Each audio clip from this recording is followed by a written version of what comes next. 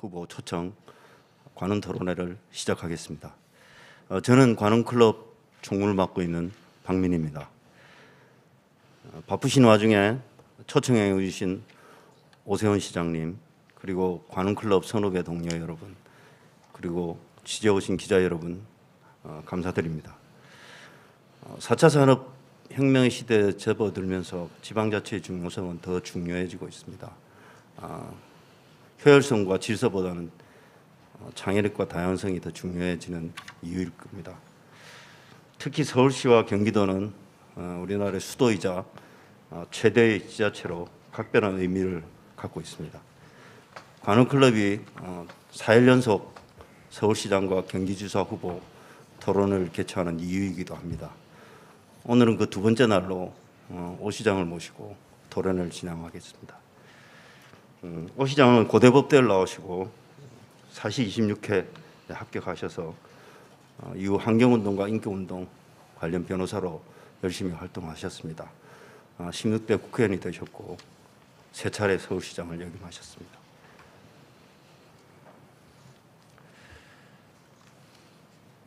이미 관훈 토론회만 서울시장 후보로 세 차례나 참석하신 적도 있습니다. 이어서 오늘의 패널을 소개해드리겠습니다. 제 오른쪽으로 최재혁 조선일보 부장이십니다. 두 번째는 YTN의 이동욱 국장이십니다. 서울신문의 최광숙 대기자십니다. 그리고 제 왼쪽으로 심윤희 논설위원이십니다. 그리고 중앙일보 서성욱 정치팀장이십니다. 이어서 오세훈 시장님의 모두 발언을 듣도록 하겠습니다.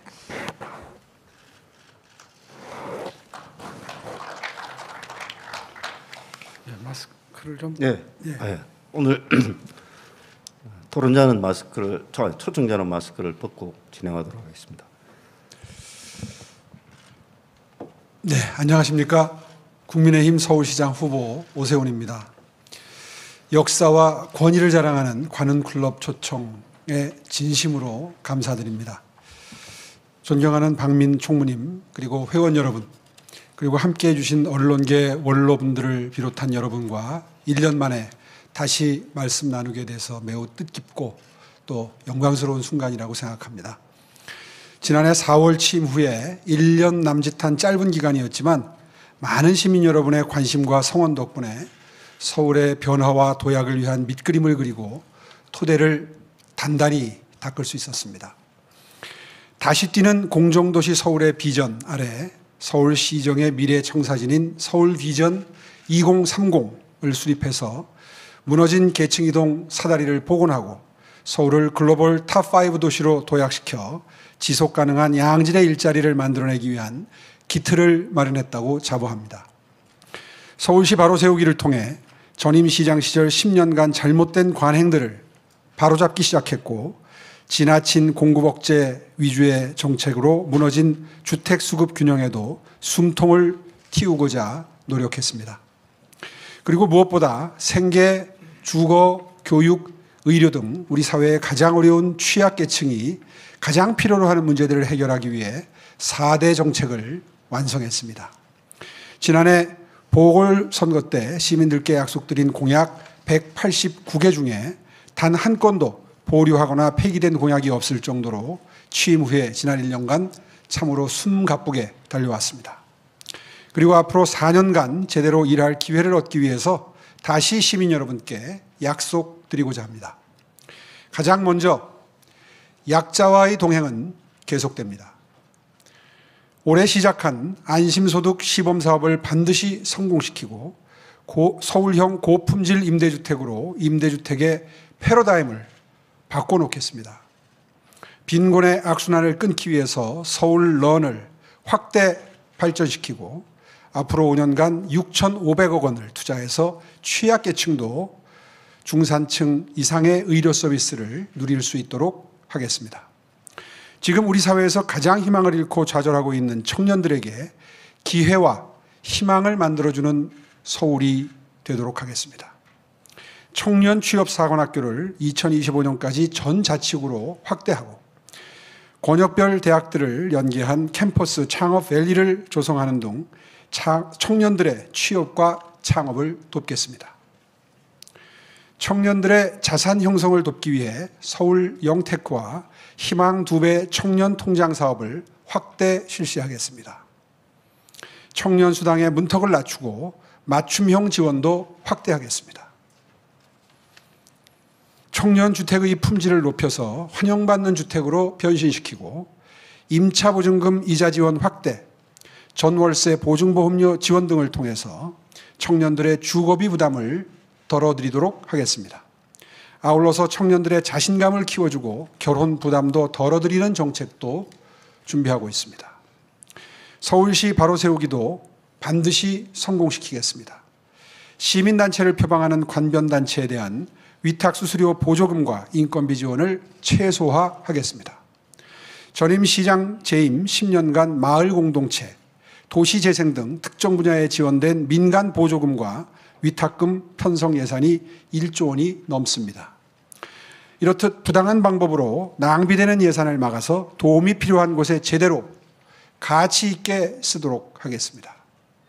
집 걱정 없는 서울을 만들기 위해 새롭게 시작한 재개발, 재건축, 신속통합기획을 확대 추진하고 모아주택, 모아타운, 서울형 고품질 임대주택도 차질 없이 추진하겠습니다. 조부모와 부모, 자녀 세대가 함께 살 수 있는 효도주택도 추진합니다. 단 한 분의 시민도 빠짐없이 안심하고 살 수 있는 따뜻한 서울을 만들겠습니다. 1인 가구의 불편, 불안, 불만을 해소하고 어르신들이 건강한 노년을 보내실 수 있도록 서울형 공공실버타운을 조성하겠습니다. 어르신 디지털 교육 지원과 일자리 연계 사업도 확대하겠습니다. 장애인 교통약자의 이동권을 확대하고 장애인 시내버스 요금 무료화도 추진하겠습니다. 코로나19로 무너진 서민 경제의 활력도 되찾겠습니다. 경영위기 소상공인들에게 일상회복 지원금과 안심금리를 지원하고 전통시장과 대학가, 주요 상권 쇠퇴지역 활성화를 위해서 노력하겠습니다. 서울의 미래를 위한 투자도 아끼지 않겠습니다. 노들섬, 문화비축기지, 서울아레나 등 권역별 문화 랜드마크를 조성하고 문화예술과 K컬처 산업을 연계 지원해서 매력있고 품격 있는 문화 서울을 만들어가겠습니다. 녹지 생태 도심을 통해서 뉴욕의 센트럴파크와 같은 도심 속 녹지 공간을 만들고 서울 전역을 수변 감성도시로 만들어가겠습니다. 지난 1년간 오로지 서울의 미래, 시민의 행복만을 생각하면서 달려왔고 준비는 마쳤습니다. 이제 막 시동이 걸린 변화의 엔진을 꺼뜨리지 않는 것이 중요합니다. 서울의 변화가 흔들림 없이, 중단 없이 추진될 수 있도록 도와주십시오. 감사합니다.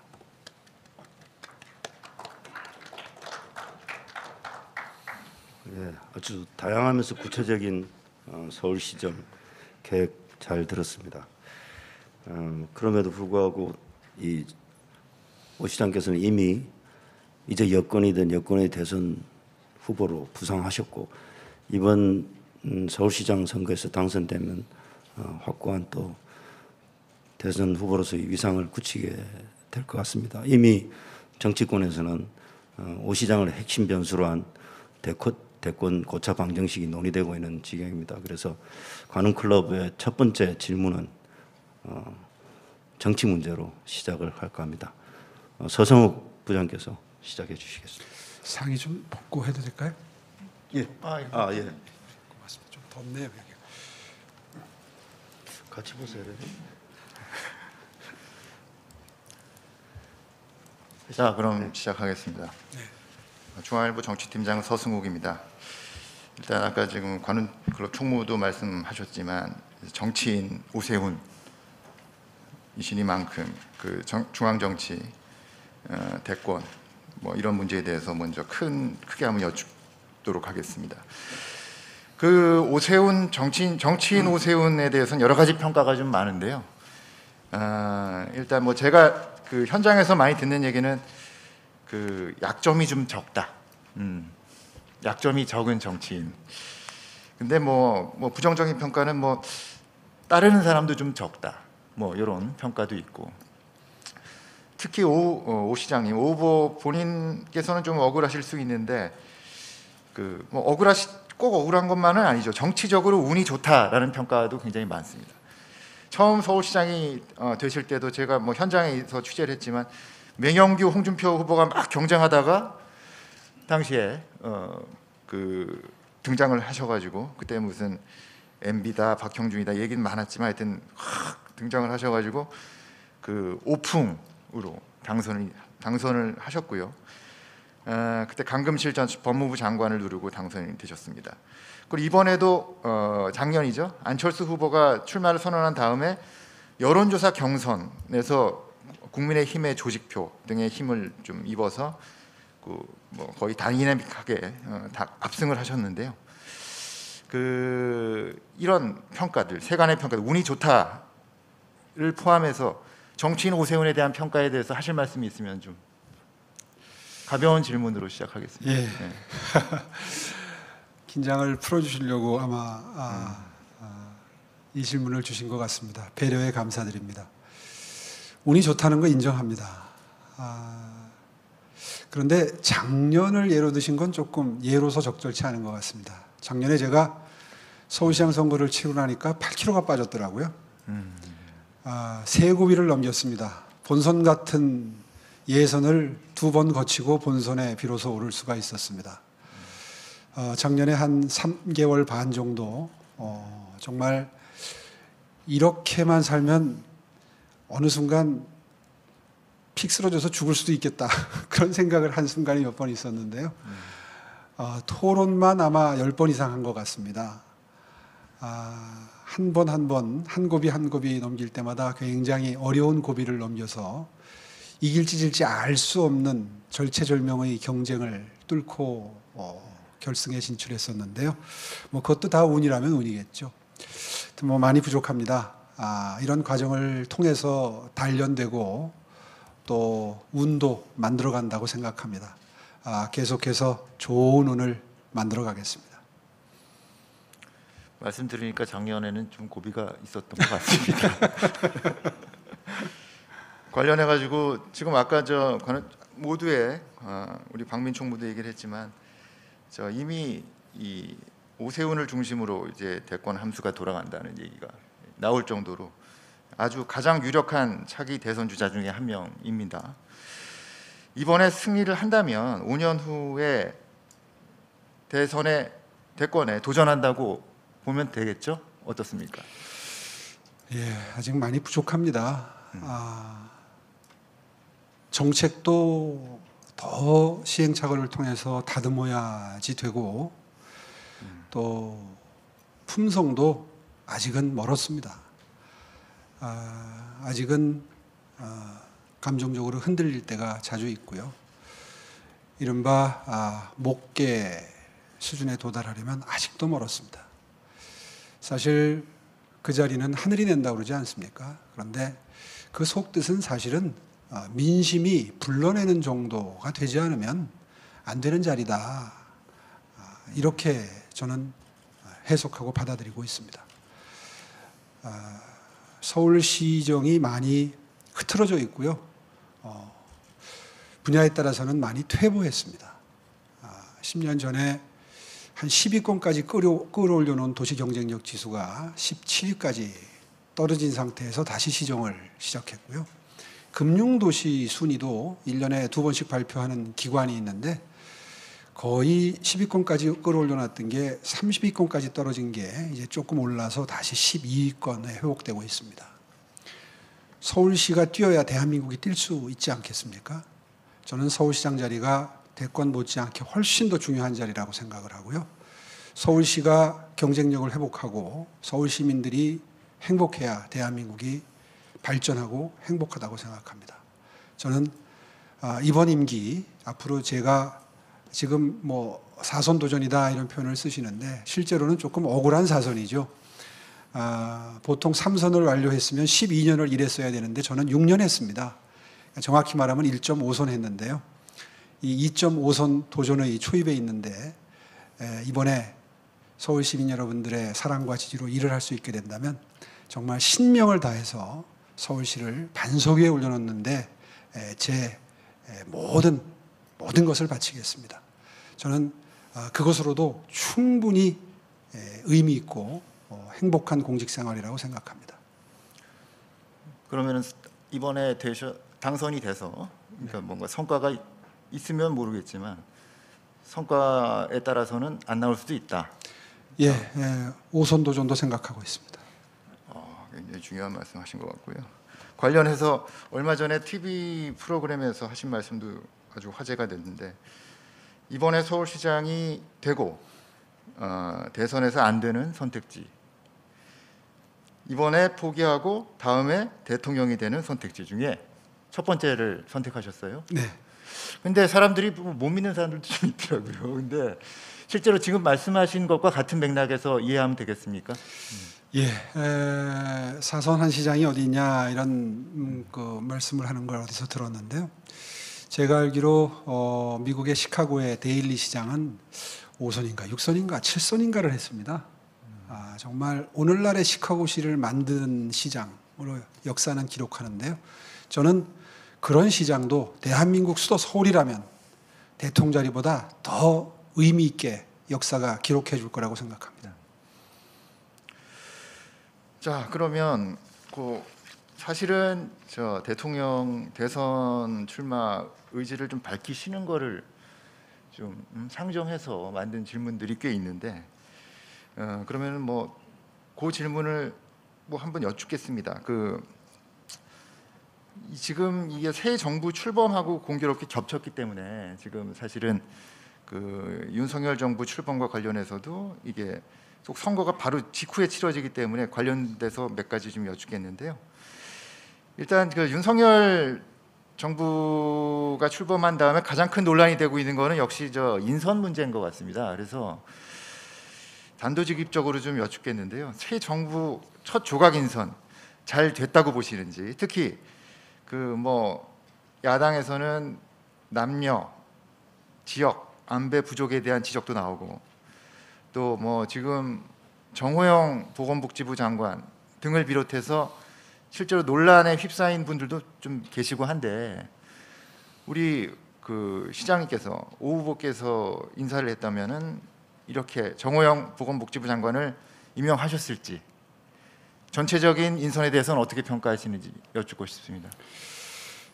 예. 전체적인 인선에서 기존의 정치권의 공식에 반하는 어떤 지역적 안배라든가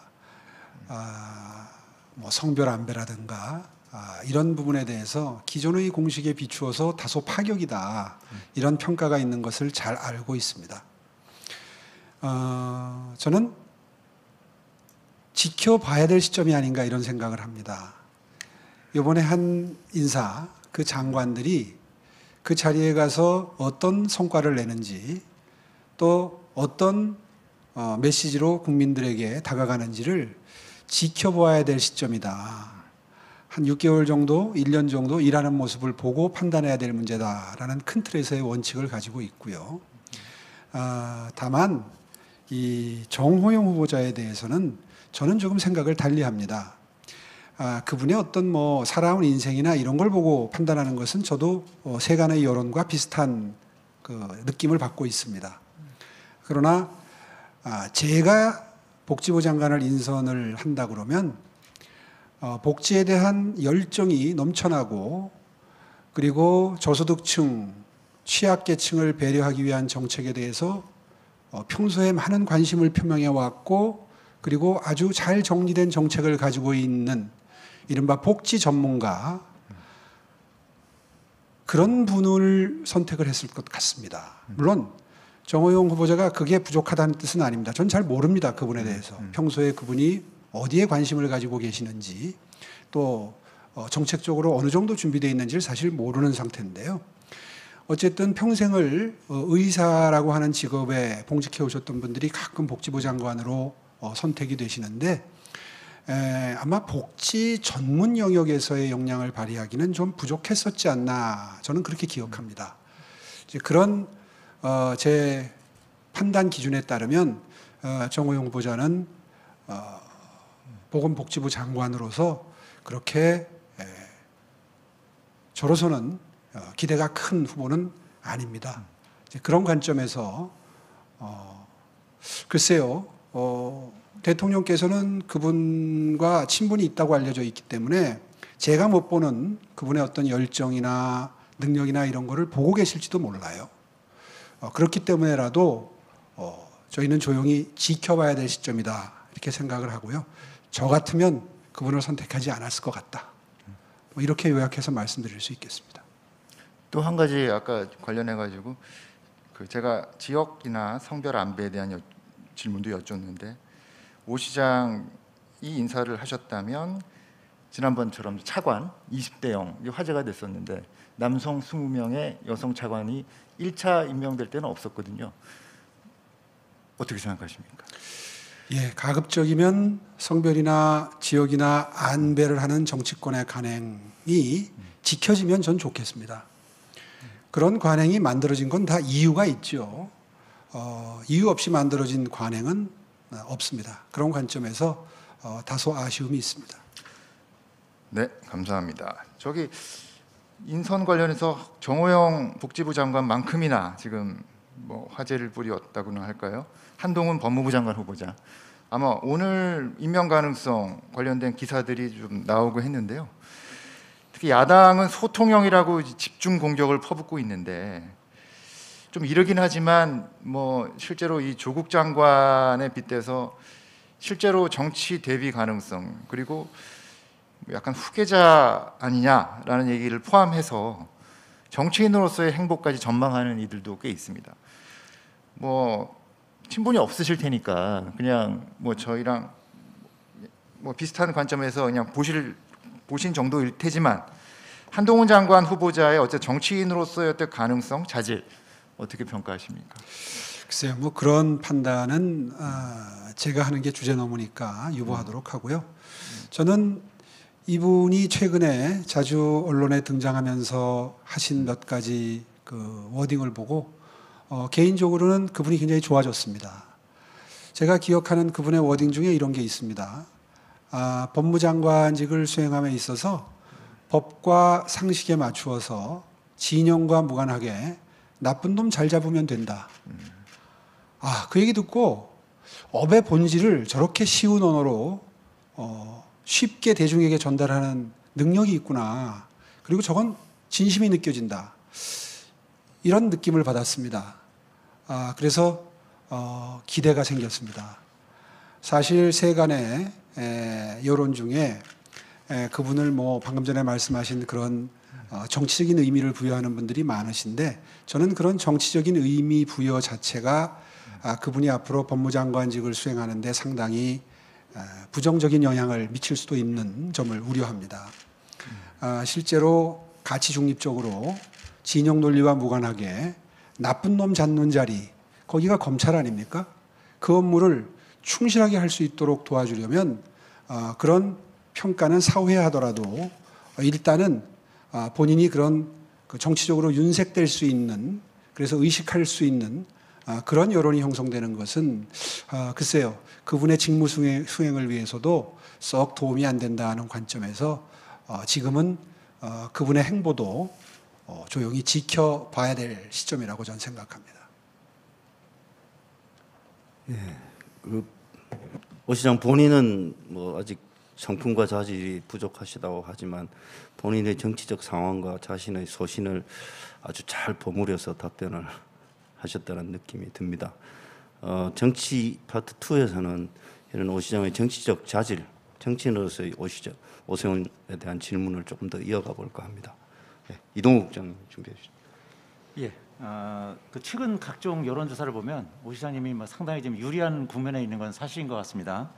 근데 기억하시겠지만 지난 2016년 총선에서도 민주당 정세균 후보에게 각종 여론조사에서 상당히 앞섰지만 결국은 그 패배한 기억이 있으시죠. 그리고 2010년 그 서울시장 선거에서도 당시 한명숙 후보에게 약 그 20%포인트 정도 앞섰지만 결국 막상 뚜껑을 열어보니까 한 1%포인트 정도 차이밖에 안 났어요.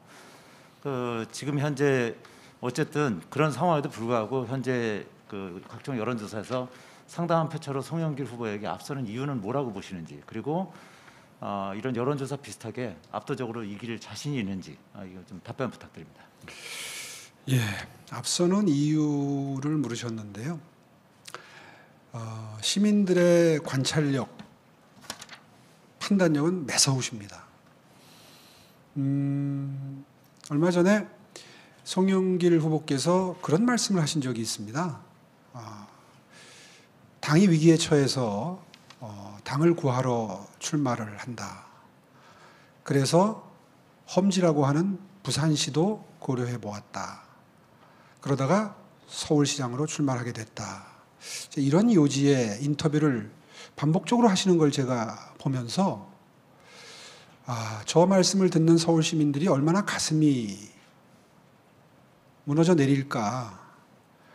서울 시민들은 대한민국 수도 서울이 대한민국 발전의 심장 역할을 하는, 견인차 역할을 하는 매우 중요한, 때로는 맏형 역할도 해야 되고 산업 발전의 어떤 엔진 역할도 해야 되는 그런 수도인데, 마치 쇼핑하듯이 부산 출마도 고려했었다는 말씀을 너무 쉽게 반복적으로 하는 모습을 보시면서 준비되지는 않으셨겠구나, 최소한 그런 느낌을 받으셨을 거라고 생각을 합니다. 아마 그러한 본인의, 글쎄요, 제 입장에서 보면 실언이라면 실언이실 수 있죠. 아무리 속마음은 그랬어도 서울 시민들께는 그렇게 말씀하시면 시민들이 안심을 못 하실 것 같습니다. 거기에 비해서 지난 1년 동안, 앞으로 4년 동안 할 계획을 알토란같이 세우면서 늘 저는 임기 5년으로 생각하고 계획을 세웁니다. 1년 내에는 할 수 있는 일이 많지 않습니다. 이런 말씀을 자주 드려왔던 대로 비전 2030을 세우고, 또 도시공간 구조 개편에 관한 도시기본계획 2040을 세우고, 이렇게 하면서 계획을 세우고 하나하나 연말에 예산에 반영하고 발진을 시키는 모습을 조용히 지켜봐 오셨던 서울 시민 여러분들이 이 두 사람의 후보를 비교하고 계신 것 아닌가, 저는 그렇게 해석을 하고 있고요. 그러면 이 지지율이 유지가 돼서 이길 자신이 있느냐, 이런 질문을 해주셨는데 사실 몹시 긴장이 됩니다. 제가 15%, 20% 포인트 격차로 선거전을 리드하다가 막판 2, 3일 정도를 남겨놓고 지지율이 뒤집히는 경험을 2번 했었습니다. 정말 무섭습니다. 서울 시민들의 민심은요, 그 판단과 표심은요, 정말 두렵습니다. 그래서 요즘에 연일 쏟아져 나오고 있는 각 언론사들의 여론조사 결과를 볼 때마다 솔직한 심정이 가슴이 덜컥덜컥 내려앉습니다. 결국은 이 지지율이 표로 연결되는 건 아니거든요. 전화가 왔을 때 답변하는 그 지지율과 투표장까지 가서 직접 누구를 시장으로 뽑아야 되겠다 하고 투표하는 마음, 투표하는 행위는 전혀 다른 겁니다. 앞으로 열흘 남짓 남은 기간이지만 그동안에 무슨 일이 벌어질지 모르는 그런 그 선거 상황이고요. 앞으로 또 여러 가지 정치적인, 중앙정부 차원에서의 정치적인 이벤트도 많고요. 그래서 하루하루 살 얼음판을 걷는 심정으로 선거에 임하고 있습니다. 예, 좀 전에 그 송영길 후보와 관련해서 이제 언급을 해주시는데, 그 송영길 후보 정치인으로서, 그다음에 서울시장 후보로서의 어떤 장단점을 평가해 주신다면 뭐라고 말씀해 주실지 그 부분하고요. 예.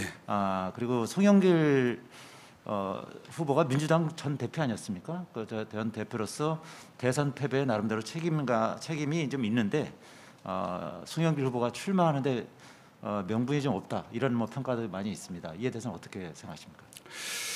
예, 출마의 명분이 있다 없다를 상대 후보가 이야기하는 건 전 도리가 아니라고 생각합니다. 어떤 경위를 거쳤건 또 어떤 마음가짐으로 출마를 했건 일단 동등한 후보로 등장한 이상 그 부분에 대해서 평가는 저는 유보하는 것이 맞다고 생각합니다. 그게 상대방 후보에 대한 예의라고 생각하고요. 다만 경쟁 후보로서 장단점은 비교하겠습니다. 장점은 이번 선거에 임하면서 부동산 정책에 관한 한 저희 국민의힘이 그동안 주장해 오던 입장을 거의 유사하게 정립을 하신 것 같습니다.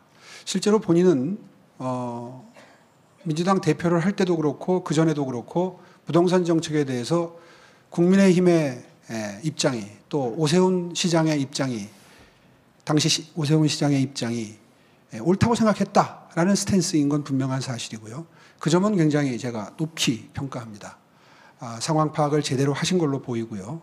다만 아쉬운 점이 있다면 거의 민주당의 당내에서도 오피니언 리더급이시고 또 당 대표도 결국 하셨는데 그때는 이것을 관철시키지 못한 것에 대해서는 정말 준엄한 국민적 평가가 따라야 될 부분이라고 생각을 합니다.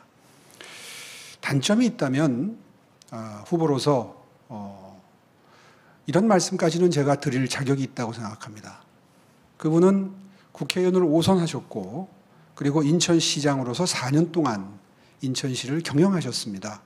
물론 잘한 부분도 있으시겠죠. 그러나 세상의 객관적인 평가는 그렇게 썩 인천시정을 성공적으로 이끈 시장으로 평가하고 있는 것 같지는 않습니다. 여러 언론이 또 기관이 평가하는 시스템들이 있는데요. 그걸 제가 쭉 서치를 해봤습니다. 일을 잘했다, 상위 그룹의 평가가 됐다 하는 평가는 저는 발견을 못했습니다. 거의 대부분 중하위권으로 평가가 되고 있으셨더라고요. 임기 말에 이를수록 점점 더 평가가 좋아지지는 않았었습니다. 첫째는. 두 번째는 세 가지 정도를 볼 수가 있는데요. 첫째는 그분 임기 중에 빚이 많이 늘었습니다. 인천시가. 본인은 전임 시장이 송도 개발을 하느라고 늘려놓은 빚을 갚느라고 굉장히 노력을 했다. 이런 변명을 하십니다. 근데 제가 심층적으로 들여다보니까 그 변명은 논리적이지도 않고 사리에 맞지도 않는 변명입니다. 왜냐하면 전임 시장께서 송도 개발에 많이 투자한 건 맞아요. 그런데 그것을 비판하면서 시장이 되셨습니다.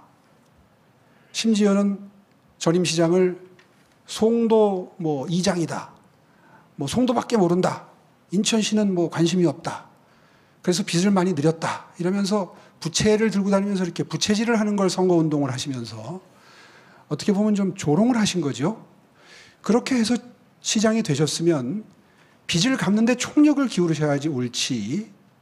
그렇지 않습니까? 빚이 오히려 늘었다. 9조에서 13조 정도까지 늘었다. 재정 상태를 모르고 시장이 되셨나요? 그런데 4년을 일을 하시고도 빚이 늘어난 거에 대해서 전임 시장 탓을 한다? 이것은 사리에 맞지 않는 말씀이라고 생각합니다. 첫째는. 두 번째는 인천시장을 하면서 무슨 국제기구를 유치했다 이런 말씀을 많이 하십니다. 국제학교를 유치했다. 그거 다 전임 시장님이 송도 개발해놓은 덕분입니다. 송도라고 하는 빈 공간이 생기지 않았으면 그런 유치가 불가능했죠. 적어도 전임 시장님께 그 점에 대해서는 경의를 표하시기 바랍니다. 옳지 않습니다. 두 번째로는 청렴지수입니다. 저는 5년 동안 시장 직수하면서 청렴도 1등을 2번 만들었습니다. 아시다시피 제 취임 이전에 서울시의 별명은 복마전이었습니다. 서울 경기가 지자체 평가에서 늘 최하위였습니다. 그럴 수밖에 없죠. 이해관계가 걸린 인허가가 많은 곳일수록 부패가 심할 수밖에 없죠. 그 서울시를 저는 청렴도 1등을 2번 만들었습니다. 그건 정부 평가입니다. 객관적인 평가입니다. 인천시는 청렴도가 만년 하위였습니다. 세 번째, 가장 중요한 겁니다. 공약 이행률입니다.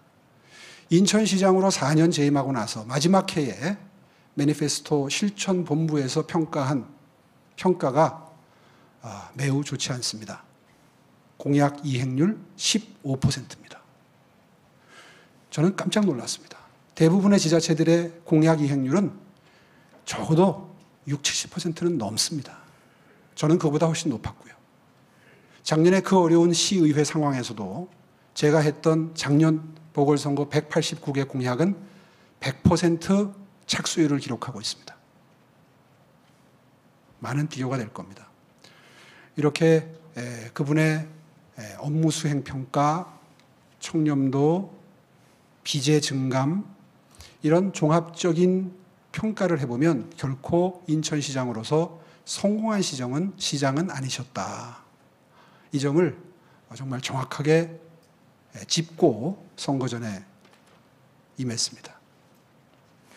예, 뭐 제가 본의 아니게 그 오 시장님한테 판을 깔아준 듯한 감사합니다. 그런 역할을 한 것 같아서 좀 그런데요. 그럼 좀 개인적인 질문을 좀 드려보겠습니다. 오 시장은 이제 대표적으로 이제 흑수저 출신으로 성공 신화를 이끈 인물로 유명합니다. 이제 가장 유력한 그 여권의 대선 주자이기도 하고요. 근데 오 후보님 그 재산을 보면 한 60억 원 가까이 됩니다. 물론 이제 전에 방송 출연도 하시고 뭐 CF도 찍으셨고 그리고 뭐 변호사 활동도 하시긴 했습니다만 이것만으로 좀 설명이 부족한 것 같은데요. 그 재산 형성 과정에서도 좀 구체적으로 좀 설명해 주십시오. 예, 저는 30대 후반부터 30대 초반부터 어항 속에 금붕어 같은 생활을 해왔습니다. 저의 재산 형성 과정은 시기별로 다 추적 조사하셔도 한 점 부끄러움이 없습니다. 이 자리에서 뭐 다 설명드릴 수 있지만 굳이 거기에 시간을 이 황금 같은 시간을 할애하지는 않겠습니다. 오히려 정치를 시작해서 재산을 일구는 데는 오히려 마이너스 요소가 더 많았습니다. 최근에 그 시장이 작년에 돼서 주식 백지 신탁을 하라는 그 권익위의 결정을 받고 백지 신탁을 하려다 보니까 백지 신탁할 곳이 농협밖에 없더라고요.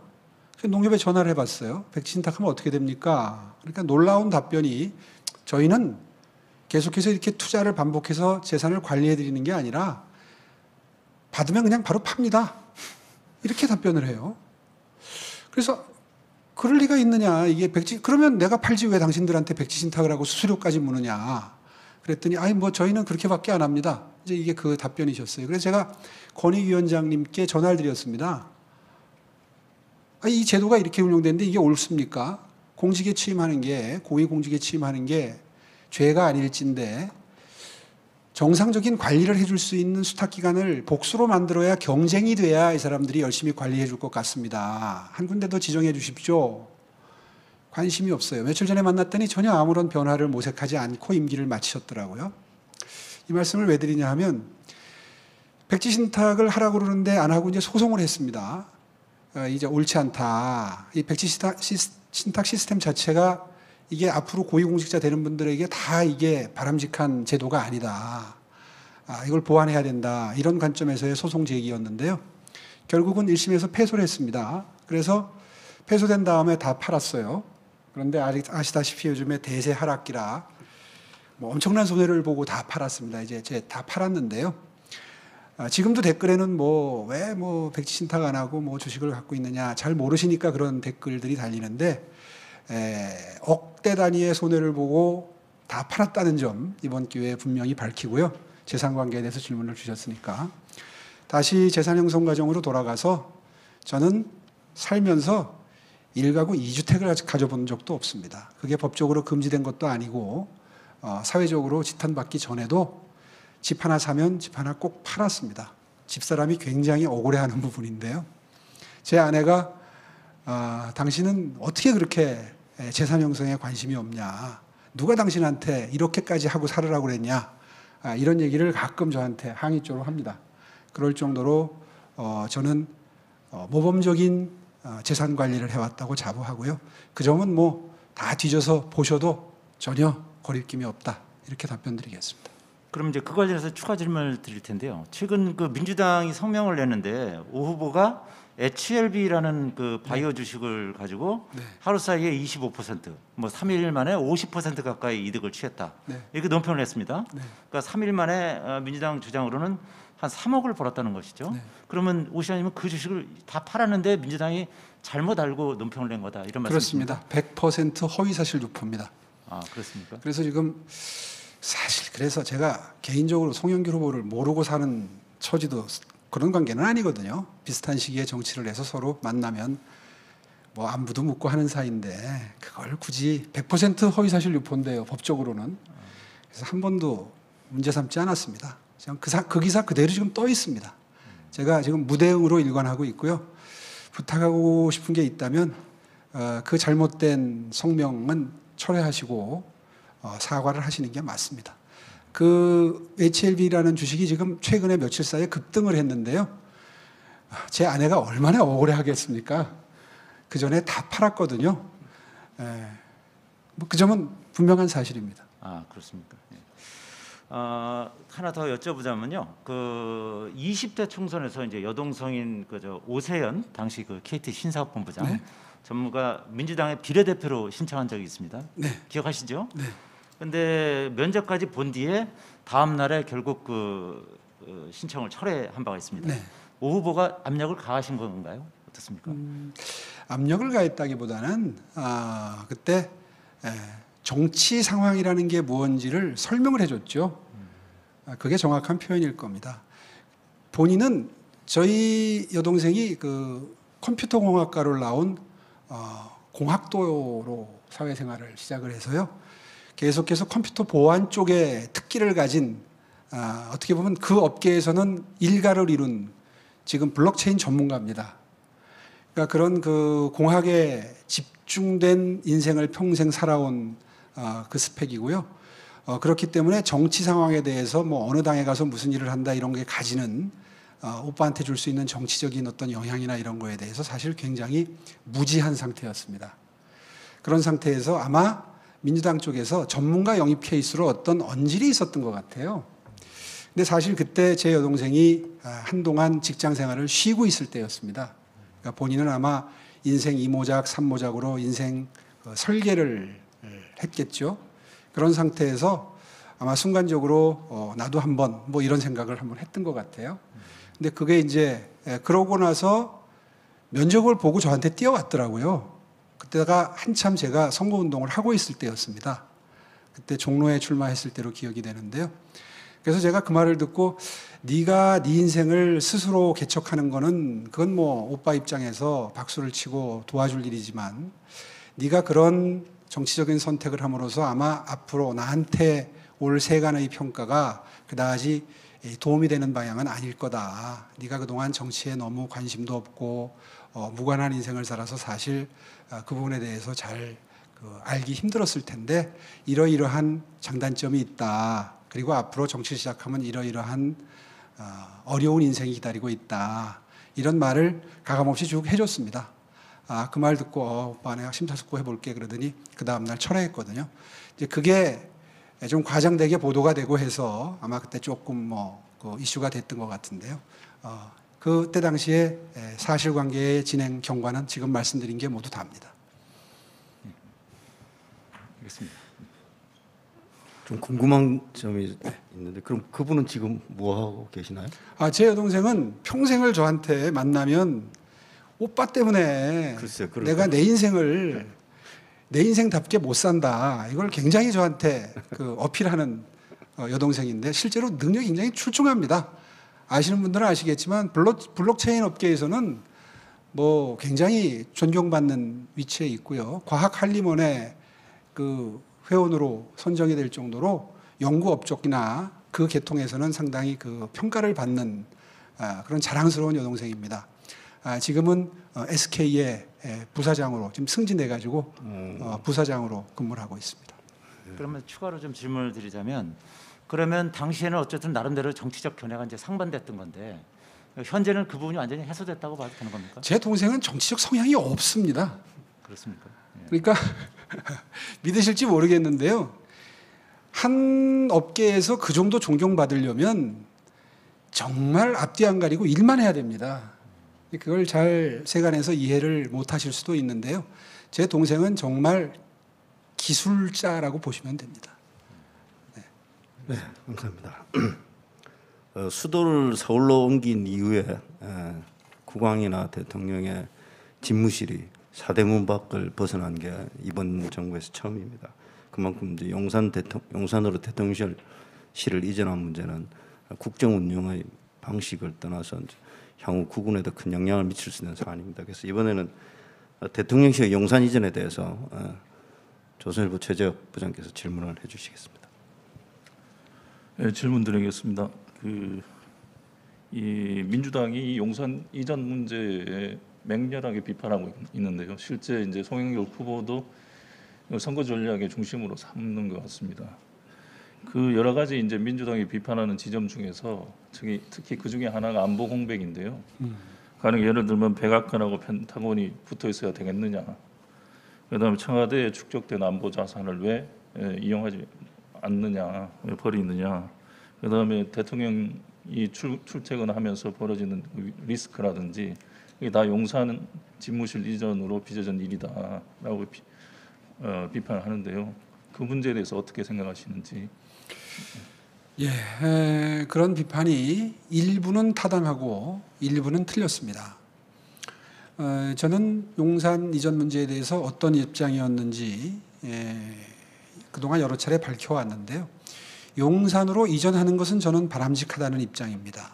다만 그 이전 과정이나 절차가 지나치게 빨리 진행됐던 것에 대해서는 우려를 하고 있었고 그런 저의 판단을 당선인께도 직접 전달을 했고 또 인수위의 실무진을 통해서도 이른바 참모진이죠. 참모진을 통해서도 분명히 전달한 바가 있습니다. 제가 직접 만나 뵙기를 청하고 인수위로 들어가서 좀 서두르시는 감이 있으니 세간의 여론이 조금 신중하게 천천히 가시는 게 좋겠다라는 여론이 지금 비등하니 천천히 하시는 게 좋겠다라고 분명히 건의를 드렸고요.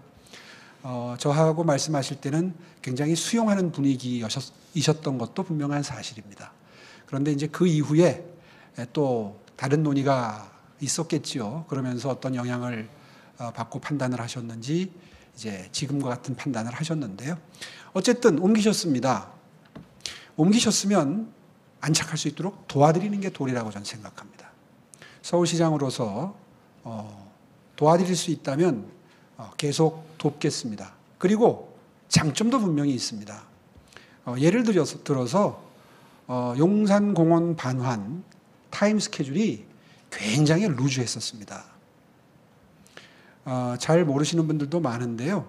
제가 그 문제에 관심이 많아서 하나하나 디테일을 들여다본 적이 있는데 한꺼번에 반환하는 게 아니었어요.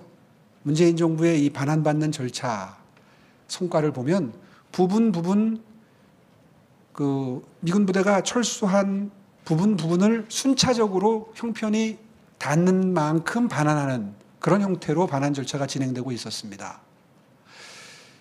그렇기 때문에 문재인 정부에서 이걸 반환받아가지고 몇 년도에 공원으로 조성을 해서 시민들께 쓸 수 있도록 제공할지에 대한 계획 자체가 세워질 수가 없는 상황이었고 그래서 N년도 계획이라는 표현을 썼었습니다.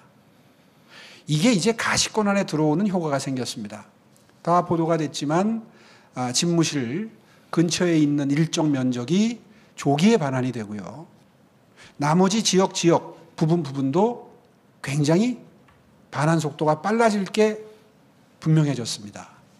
그리고 느긋하게 환경오염 문제를 해결하고 유류 오염인데요.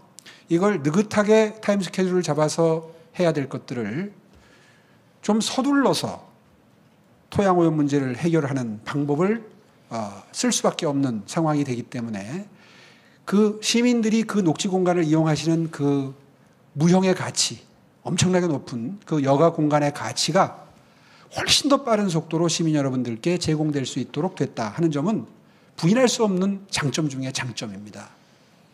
이거를 애써 무시하고 자꾸 무슨 교통 대란이 일어날 거다, 건축에 엄청난 왜곡이 생길 거다 이런 비판을 하시는데요. 옳지 않습니다. 실제로 건축적 도시계획적 제한은 이미 서울시 도시계획위원회를 그곳에서 700m 떨어져 있는 두 동의 주상복합 건물이 도시계획위원회를 통과함으로써 완전히 부식됐습니다. 이게 38층짜리 건물 두 동이거든요. 무슨 경우에 위험이 있어서 분명히 높은 빌딩 못 짓게 할 거다. 이거 다 이미 아님이 입증됐습니다. 교통 역시 입증돼 가고 있습니다. 아마 조만간 한남동 외교부 공간으로 거처를 옮기시게 될 텐데 그렇게 되면 지금보다도 출퇴근 시간이 절반 이하로 줄어듭니다. 그리고 그 근처의 교통 상황을 종합 검토해 보니까 남북으로 3개 큰 차선 한남대로 녹사평대로 한강대로가 있고요.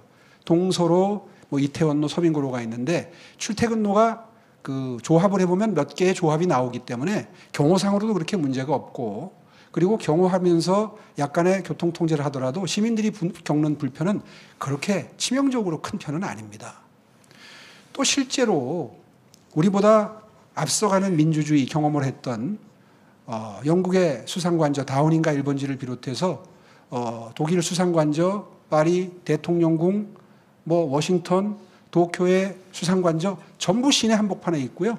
전부 항공 관제구역 내에 있고요. 도시 전체가 항공 금지 내지는 어떤 통제가 있는 상황인 것과 비교를 해보면 전혀 더 불편해졌다. 안보상 공백이 더 커졌다. 이렇게 얘기할 수 있는 부분은 아직 발견되지 않고 있습니다. 지나치게 그 부분에 대해서 공격적인 비판을 하는 것은 많은 시민 여러분들이 아마 동의하지 않고 계시리라고 저는 생각하고요. 다만 이제 앞으로 항공교통 UAM이라고 그러죠. 이제 이게 비행 금지 구역도 설정이 돼야 되고 항로도 설정이 돼야 되는데 아직 우리보다 과학기술이 앞서가는 나라들의 경우에 서울시와 경쟁하는 UAM 도입에 대해서 경쟁하는 도시들의 사례를 보면 아직은 UAM에 대해서는 원칙도 항로도 설정된 도시가 없어요. 이번 기회에 그 비교를 해보려고 파악을 해보니까 아직은 설정된 항로가 없어요.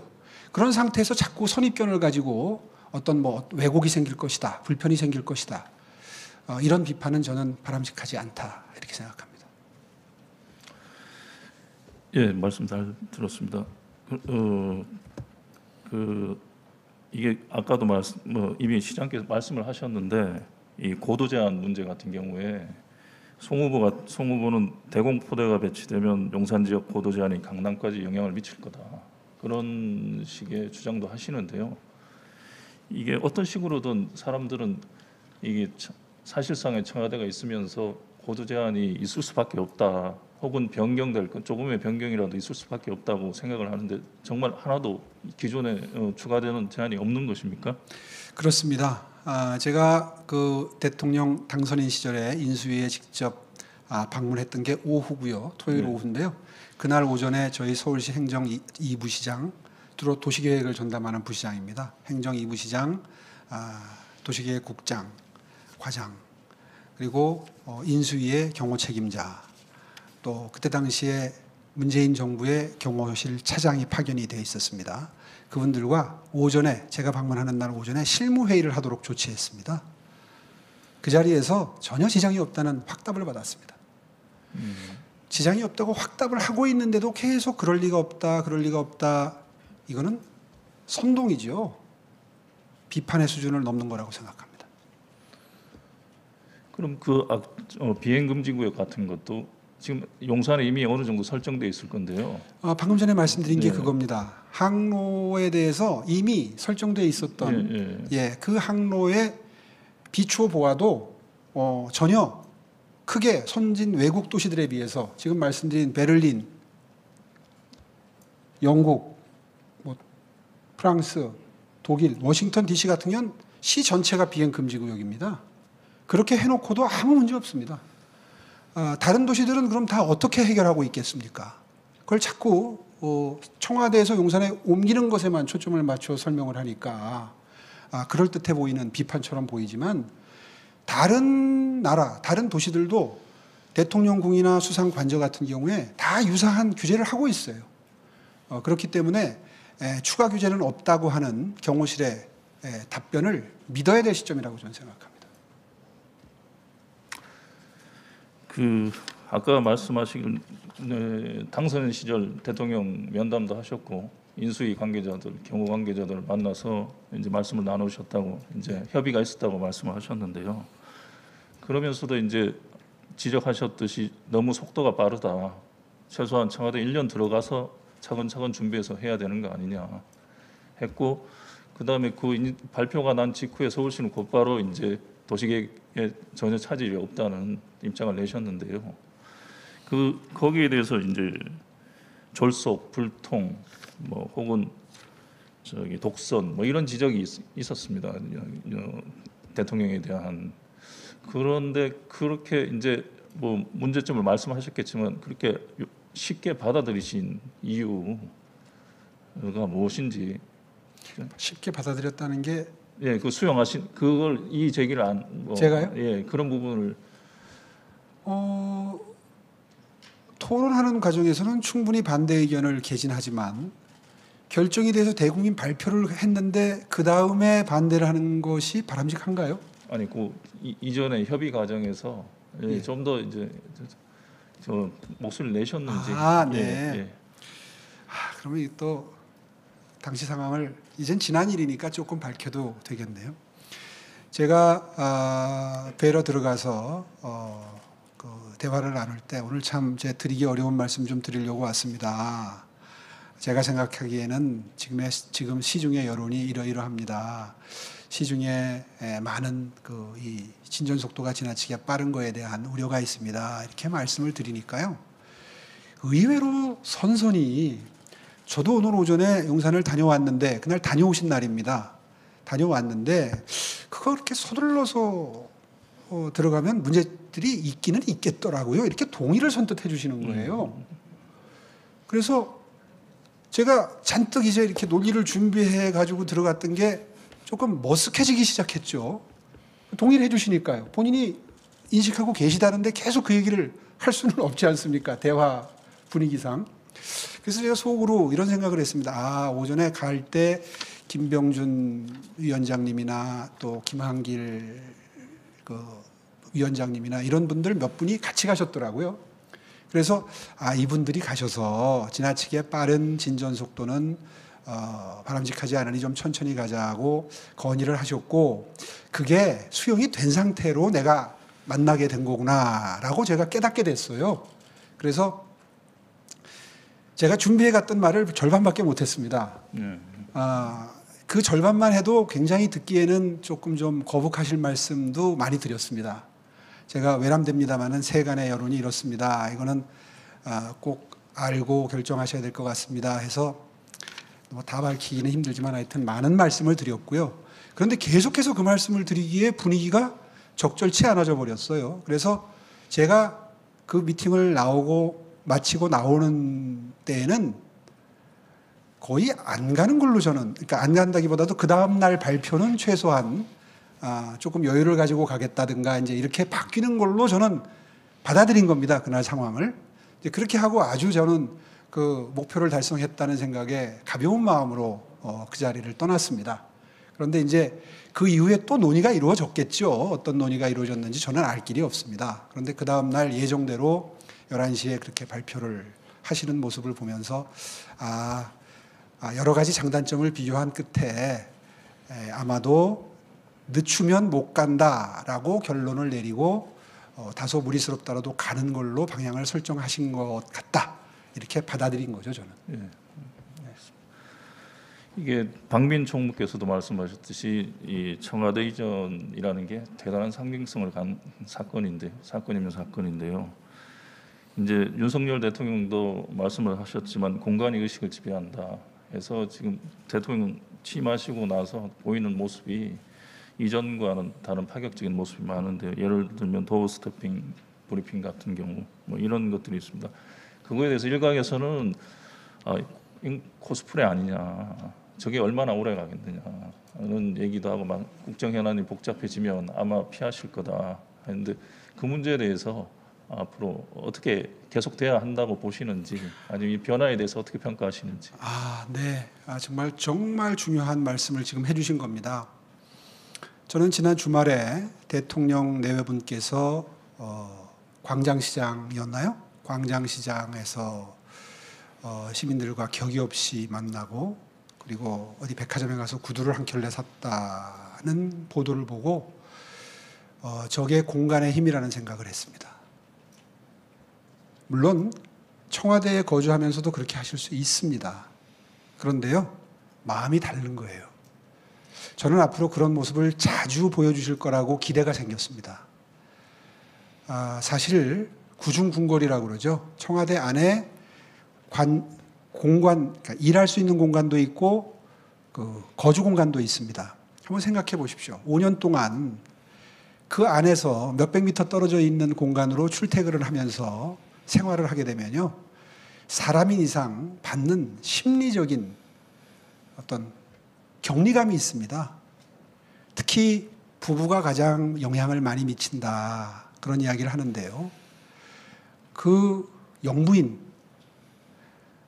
입장에서는 정말 어떻게 보면 지옥 같은 창살 없는 감옥 생활과 유사한 생활이 됩니다.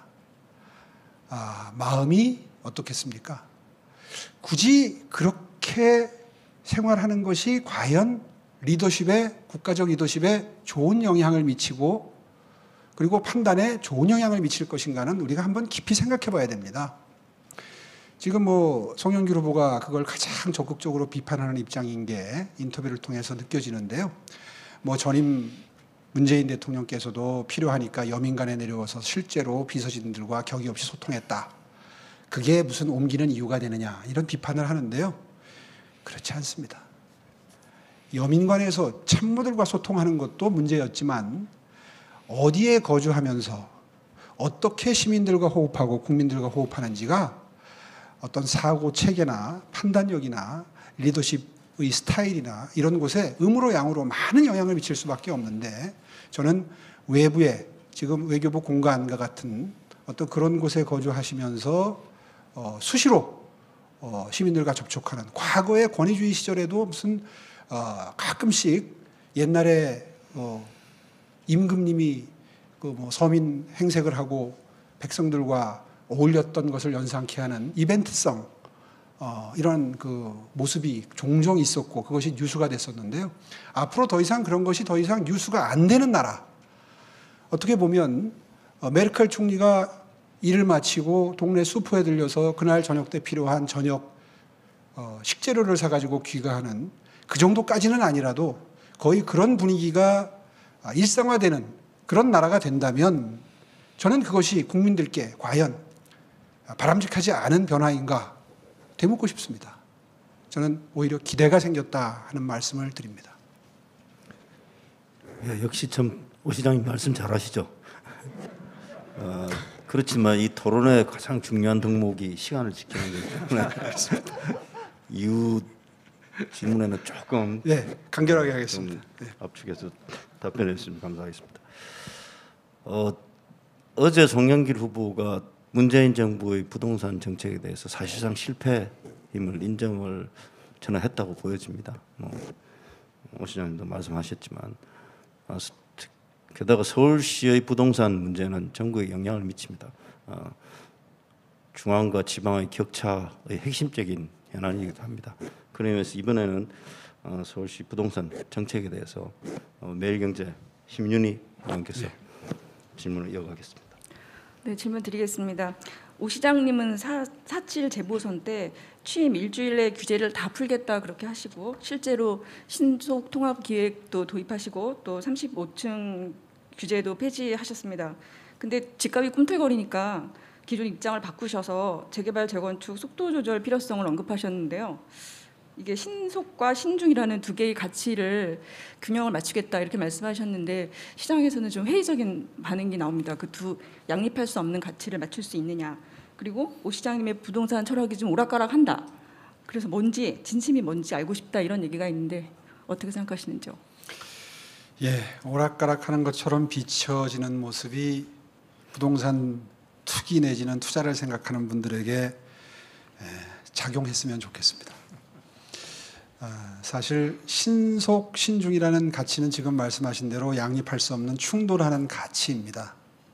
신속하게 많은 물량을 신규주택을 공급만 한다거나 신중론을 문재인 정부처럼 신중을 핑계로 해서 더 이상의 재개발, 재건축 지구를 지정도 안 하고 속도도 내지 않는 부동산 재개발, 재건축 정비사업 억제 정책을 편다거나 이렇게 하는 것이 얼마나 큰 폐해를 가져오는지는 설명이 더 이상 필요 없죠. 그래서 노련한 전문가가 필요하고 타이밍을 적시에 포착할 수 있는 기민한 판단력이 필요하고 또 훈련받은 리더가 필요한 것 아니겠습니까? 그런 의미에서 저는 지난 1년 동안 스스로 부동산 공급 정책을 평가한다면 평균점 이상을 스스로 주고 싶습니다. 또 시장의 평가도 그렇다고 저는 자부를 합니다. 실제로 지금 53군데 재건축 재개발 지구에 재건축 재개발 사업이 매우 순조롭게 순항하고 있습니다. 신속 통합 기획 덕분에 속도까지 빨라지고 있습니다. 제가 작년 보궐선거 때 약속드렸던 주택 공급 물량에 대해서 우리 오히려 서울시 그 주택실장이 오히려 수치를 더 늘려가지고 임기 5년 뒤를 기준으로 해서 임기 말이면 원래 예상했던 숫자보다 더 많이 공급할 수 있을 것 같습니다라고 저한테 보고를 할 정도로 지금 잘 진행되고 있고 시장의 반응도 매우 긍정적입니다. 다만 대선을 치르면서 각종 공약이 나오는 바람에 재건축 예상되는 지역을 중심으로 해서 약간의 부동산 불안정이 시작이 됐기 때문에 그 점에 대해서는 분명한 엄중한 메시지를 보내는 게 필요한 시점이라고 판단했고요.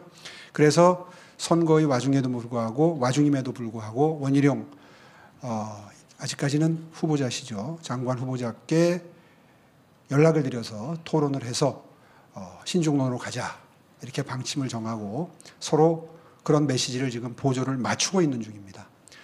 그 점에 대해서는 시장에서 충분히 민감하게 오히려 반응을 해줬으면 좋겠습니다. 네, 근데 서울에는 빈 땅이 없기 때문에 실제로 도심에 주택을 공급하려면 재건축, 재개발밖에 방법이 없습니다.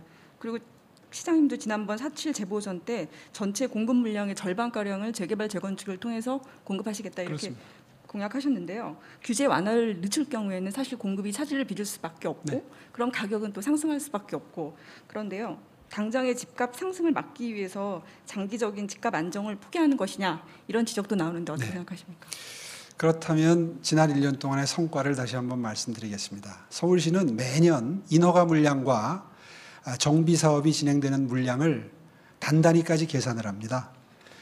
인허가 물량도 그 전 5년, 10년 평균에 비해서 지난 1년 동안 2배로 늘었고요. 정비 사업이 진행되는 가구 수도 그 전에 비해서 2배 이상 늘었습니다. 이건 무슨 얘기냐 하면요.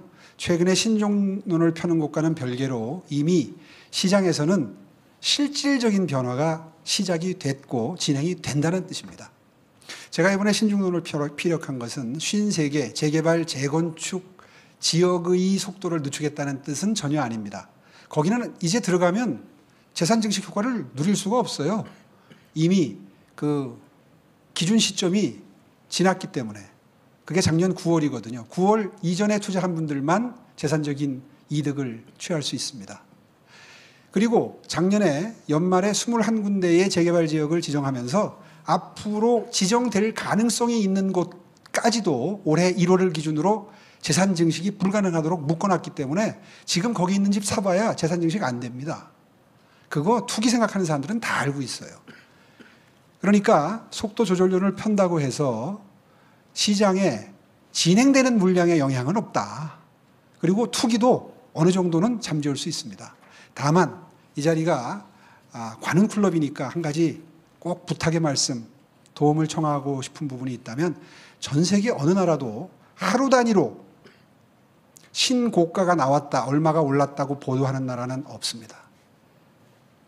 주식 중계 방송 하듯이 매일매일 주가지수의 변동, 개별 종목의 변동, 이거 중계 방송 하듯이 부동산 압구정동에 몇 억이 올랐다 이렇게 보도하는 나라는 없습니다. 그래서 제가 이번에 다시 재선이 되면 서울시가 국토부에 건의를 해서 적어도 부동산만큼은 국가적인 공감대를 만들어서 법을 제정해서 부동산 가격 변경 지수에 관한 한 최소한 한 달 정도를 묶어서 동단위로 부동산 가격 변동을 발표하자. 그렇게 해도 소비자들이 판단하는데 전혀 정보 전달에 문제가 없다. 이런 제안을 한번 해볼 생각입니다. 그렇게 해서라도 이 부동산 광풍을 잠재워야죠. 그렇지 않으면 계속해서 몇 억 오른 거 거래 사실 하나 때문에 거래가 흔들리고 불안정해지는 이런 일은 앞으로도 반복이 될 겁니다. 이건 떨어질 때도 마찬가지거든요. 한번 통촉해 주십시오. 네, 어제 관훈 토론회에서 송영길 후보께서 음마아파트 재건축에 대해서 거주민의 50%가 임차인이라면서 용적률을 풀어주면서 임차인이 재정착할수록 도와주겠다 이런 방안을 발표하셨는데요. 실현 가능성이 있는 방안이라고 보시는지, 그리고 한 가지 더 여쭤보면은 이게 서울시가 규제를 푼다고 해도 사실상 재건축 규제의 상당 부분이 중앙 정부나 국회의 소관이기 때문에 재건축 추진에 한계가 있을 수밖에 없거든요. 시장님이 당선되시면 어떻게 음마아파트가 임기 내에 재건축될 수 있다고 보십니까? 개별 아파트 사례에 대해서 언급하는 게 사실 시장에 주는 영향이 음마아파트는 워낙 비중이 큰 아파트 단지이기 때문에 바람직할까 하는 생각을 합니다.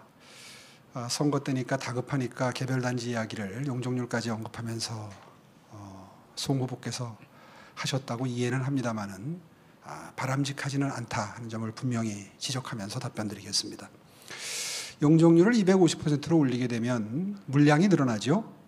그 늘어나는 250%의 물량의 일정 퍼센테이지를 임대인에게 어떤 형태로든 혜택을 주겠다, 이런 답변이셨던 걸로 저는 이해합니다. 그렇죠? 그게 얼마나 큰 부작용과 역기능을 가져올지 한번 잘 생각을 해보면, 1분만 생각을 해보면 알 수 있습니다. 그러면 송영길 후보가 시장이 될 가능성이 높아진다든가 당선되시게 되면 전부 음마아파트에 임대 들어가려고 줄 서겠네요. 그럼 거기 올라가겠네요, 가격이. 그러면 강남 지역 전체 전셋값이 같이 올라가지 않겠습니까? 쉽게 얘기해서 저는 뭐 용적률 얼마 주고 이런 거 안 따지겠습니다. 간단하지 않습니까? 그분 공약 중에 그런 게 많습니다. 언뜻 들으면 굉장히 많은 혜택을 그 유권자들에게 드리는 것 같지만 잠시 한 번만 더 고개를 갸우뚱하고 생각해 보면 엄청난 부작용을 양산하는 정책들을 지금 계속 내놓고 계세요. 나중에 토론 때 하나하나 짚기는 하겠습니다만은 결코 바람직한 행태는 아닙니다. 이미 재건축할 때 늘어나는 용적률 인센티브로 씁니다, 서울시가. 예를 들어서 250% 용적률일 때 300%, 350%를 주게 되면 분양 물량이 늘어나겠죠? 지어지는 물량이 늘어나는 것에 절반을 띄어서 임대주택화합니다. 지금 현재도. 그걸 알고 말씀하셨는지 모르겠어요. 그런데 지금 시스템은 거기에 거주하는 분들께 차례가 돌아가는 게 아니라 어느 임차인에게 차례가 돌아갈지 모르는 거죠. 그게 상식적이고 공평합니다. 그렇지 않습니까? 그 아파트에 살던 임차인에게 혜택을 준다고 하는 순간 재개발 가능성이 있는 아파트들 전국에 있는, 서울에 있는 모든 재건축 아파트, 거기 음아파트만 그렇게 해줄 수 없잖아요. 그 재건축 아파트 다 그렇게 해줘야 될 거 아니에요. 그러면 그 아파트들 전부 전세 들어가려고 줄 서지 않겠어요? 나는 저분이 과연 인천시장 4년을 하신 행정 경험이 있는지 이런 대목에서 매우 회의적입니다. 그런 공약은 부작용을 특별히 신경 써서 정책 구상을 한 다음에 정책을 내놓으셔야 된다고 생각합니다. 네, 지난 5년간 서울 전셋값이 50% 가까이 폭등했습니다.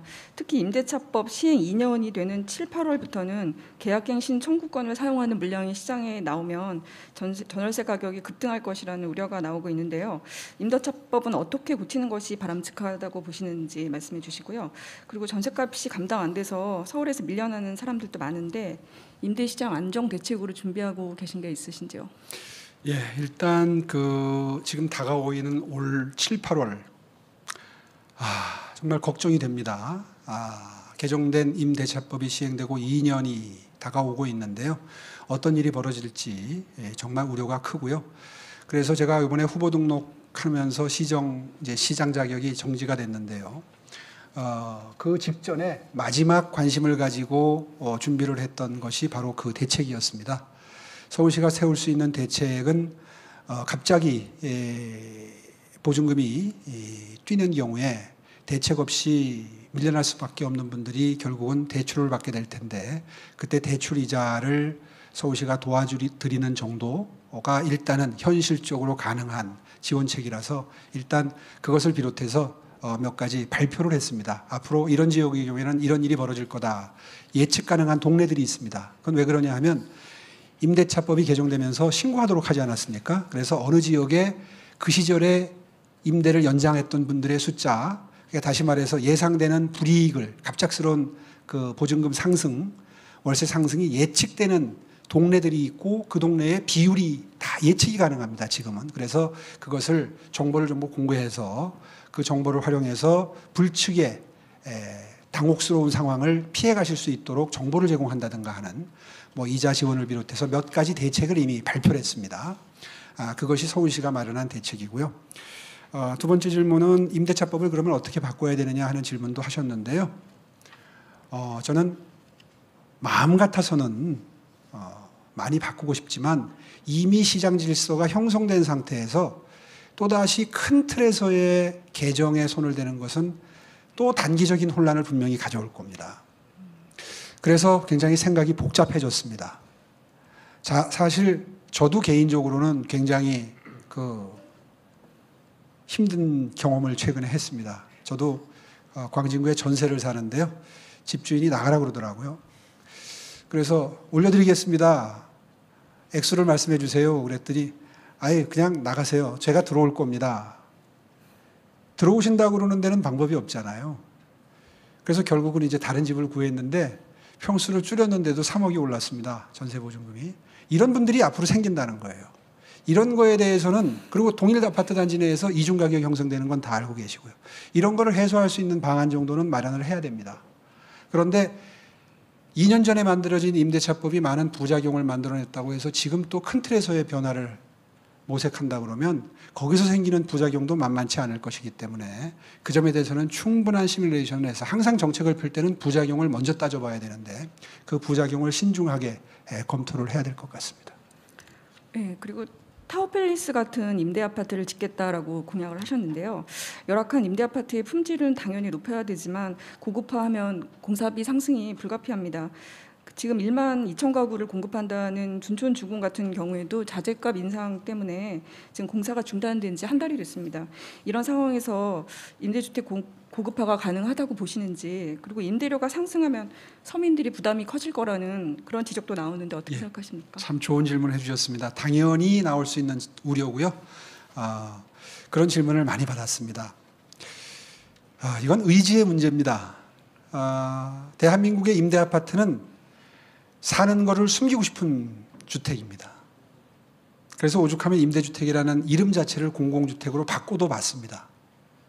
네, 의사소통이 잘 안 되는 단점이 있습니다. 그래서 결심했습니다. 앞으로 대한민국의 임대주택은, 특히 서울의 임대주택은 고품질화됩니다. 브랜드 아파트라고 있죠. 그 브랜드 아파트 수준으로 자재를 똑같이 고품질화합니다. 그렇게 해서 임대주택 산다는 게 조금도 부끄러움이 되지 않는 서울시를 만들겠습니다. 그것이 서울형 고품질 임대주택 정책입니다. 서울시에는 약 27만 가구의 서울시가 공급하는 임대주택에 거주하는 분들이 계십니다. 저는 이분들이야말로 주거복지에 가장 큰 혜택을 받으셔야 되는 분들이라고 생각하고요. 그 결심에는 조금도 흔들림이 없습니다. 다만 임대료 상승 문제를 걱정하시는데 걱정하지 않으셔도 됩니다. 왜냐하면 과거에는 평수 기준으로 임대료를 산정했습니다. 이제 제도가 바뀌어서 소득 연동형으로 바뀌었습니다. 임대주택에 들어가신다고 해서 다 극빈자 아닙니다. 중산층에 가까운 분들도 계시거든요. 더군다나 앞으로 임대주택의 기능은 청년, 신혼부부들에게 더 많은 물량이 가야 됩니다. 임대주택의 이미지를, 브랜드를 바꾸지 않고는 그 작업이 순조롭게 진행될 수가 없습니다. 그래서 소득 연동형으로 바꾸었고요. 그렇기 때문에 상승되는 부분에 대해서는 부담을 하셔야 되는데 문제는 뭐냐 하면 서울시가 그거를 감당할 수 있을 정도의 여력은 된다는 겁니다. 의지의 문제지. 왜냐하면 제가 10년 전에 장기 전세주택을 도입을 했는데요. 이게 지금까지 공급된 게 3만 3천 가구입니다. 처음에 만들 때 7조 정도 투자했는데 지금 그 가액이 32조까지 올라와 있습니다. 앞으로 이루어지는 임대주택 사업에 투자할 수 있는 여력은 SH공사에 충분히 축적되어 있습니다. 이번에 김원동 사장이 가셔서 그걸 전부 공개해버렸습니다. 얼마나 가지고 있는지. 그동안 SH공사가 맨날 적자 난다고 엄살 부렸거든요. 그때마다 제가 페이스북을 썼습니다. 그때 장기전세주택 지금 그대로 갖고 있는데 그거 왜 빼냐? 다 공개했습니다. 앞으로 주거 형편이 어려운 분들 보듬는 임대주택을 리모델링 한다거나 새로 짓는데 비용이 드는 것은 그 축적된 자본으로 충분히 가능하고도 남습니다. 또 커뮤니티 시설을 고급화한다, 타워팰리스처럼 짓는다, 수영장 넣고 독서실 넣고 옥상공원 한다 그러니까 관리비 늘어날 거 걱정하세요? 지역사회 오픈할 겁니다. 이용료 받을 겁니다. 그렇게 하면 충분히 상생하는 분위기에서 고급 아파트 만들 수 있다. 자신 있다. 그리고 적어도 서울의 이러한 변화가 전국으로 퍼져나갈 수 있도록 하겠다 하는 제 굳은 결심을 다시 한번 밝힙니다. 감사합니다. 아시다시피 서울시정은 국가에 거의 비견할 정도로 대규모고 다양한 분야를 포괄하고 있습니다. 이번 질문은 서울시의 복지정책이나 교육정책, 그리고 시민단체 지원, 그리고 교통방송 등에 대한 현안에 대해서 질문을 이어가도록 하겠습니다. 서울신문의 최광숙 대기자님 부탁드립니다. 네, 먼저 복지 정책에 대해서 여쭤보고 싶은데요. 우 시장의 복지 정책은 그 모두에게 골고루 나눠주는 그런 보편적 복지가 아니라 어떤 특정한 타겟을 정해줘서 나눠주는 선별적 복지 정책에 대해서 소신을 갖고 계신 걸로 알고 있는데, 그래서 과거 한 10년 전에 무상급식 관련해서 우 시장께서는 단계적 무상급식 주장하시면서 전면적인 무상급식 반대하셨습니다. 그 주장을 관철하기 위해서 주민투표까지 하려고 하셨고요. 근데 시간이 지나서 10년이 됐는데 우 시장께서는 지금 청년교통수당이라는 현금성 지원 사업을 이제 하고 계시는데, 그 시민들이 좀 어리둥절하는 분들이 좀 계셔요. 아, 우 시장의 그 복지 행보, 복지 철학, 복지 소신이 10년 강산이 변하면서 바뀐 거냐, 어떤 거냐 궁금해하시는 분이 많은데 답변 주시기 바랍니다. 예, 참 그 질문이 나올 걸 예상을 했었습니다. 사실 이상을 추구해야 되지만 정치인은 늘 현실에 발을 딛고 이상을 추구해야 되지요. 그렇지 않으면 정치인으로서 생존이 되지 않습니다. 그렇다고 해서 하늘만 바라보고 이상만 추구하는 정치인은 몽상가죠. 또 너무 현실만 추구하면 정치인이 아니라 정치꾼이라는 평가를 받게 됩니다. 당선되는 게 지상 목표인 생계형 정치인이 되고 말죠. 그 균형을 찾기가 매우 어렵습니다. 오세훈은 정치를 하는 이유가, 저는 어려운 사람 돕기 위해서 정치한다고 습관처럼 얘기합니다. 많이 알려져 있지 않은 비화인데요. 10년 전에 마이클 셰라든이라는 세계적인 복지학자가 있습니다.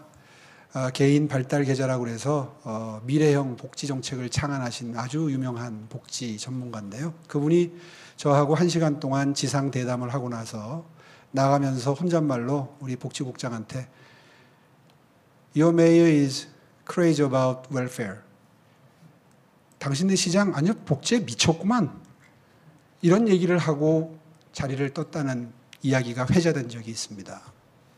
저는 정치인 오세훈의 존재의 이유는 세계 10위권의 경제 대국으로 성장한 대한민국의 발전의 그늘에 가려진 소외되고 어려운 분들 잘 보듬고 챙기는 것이 본령이라고 생각합니다.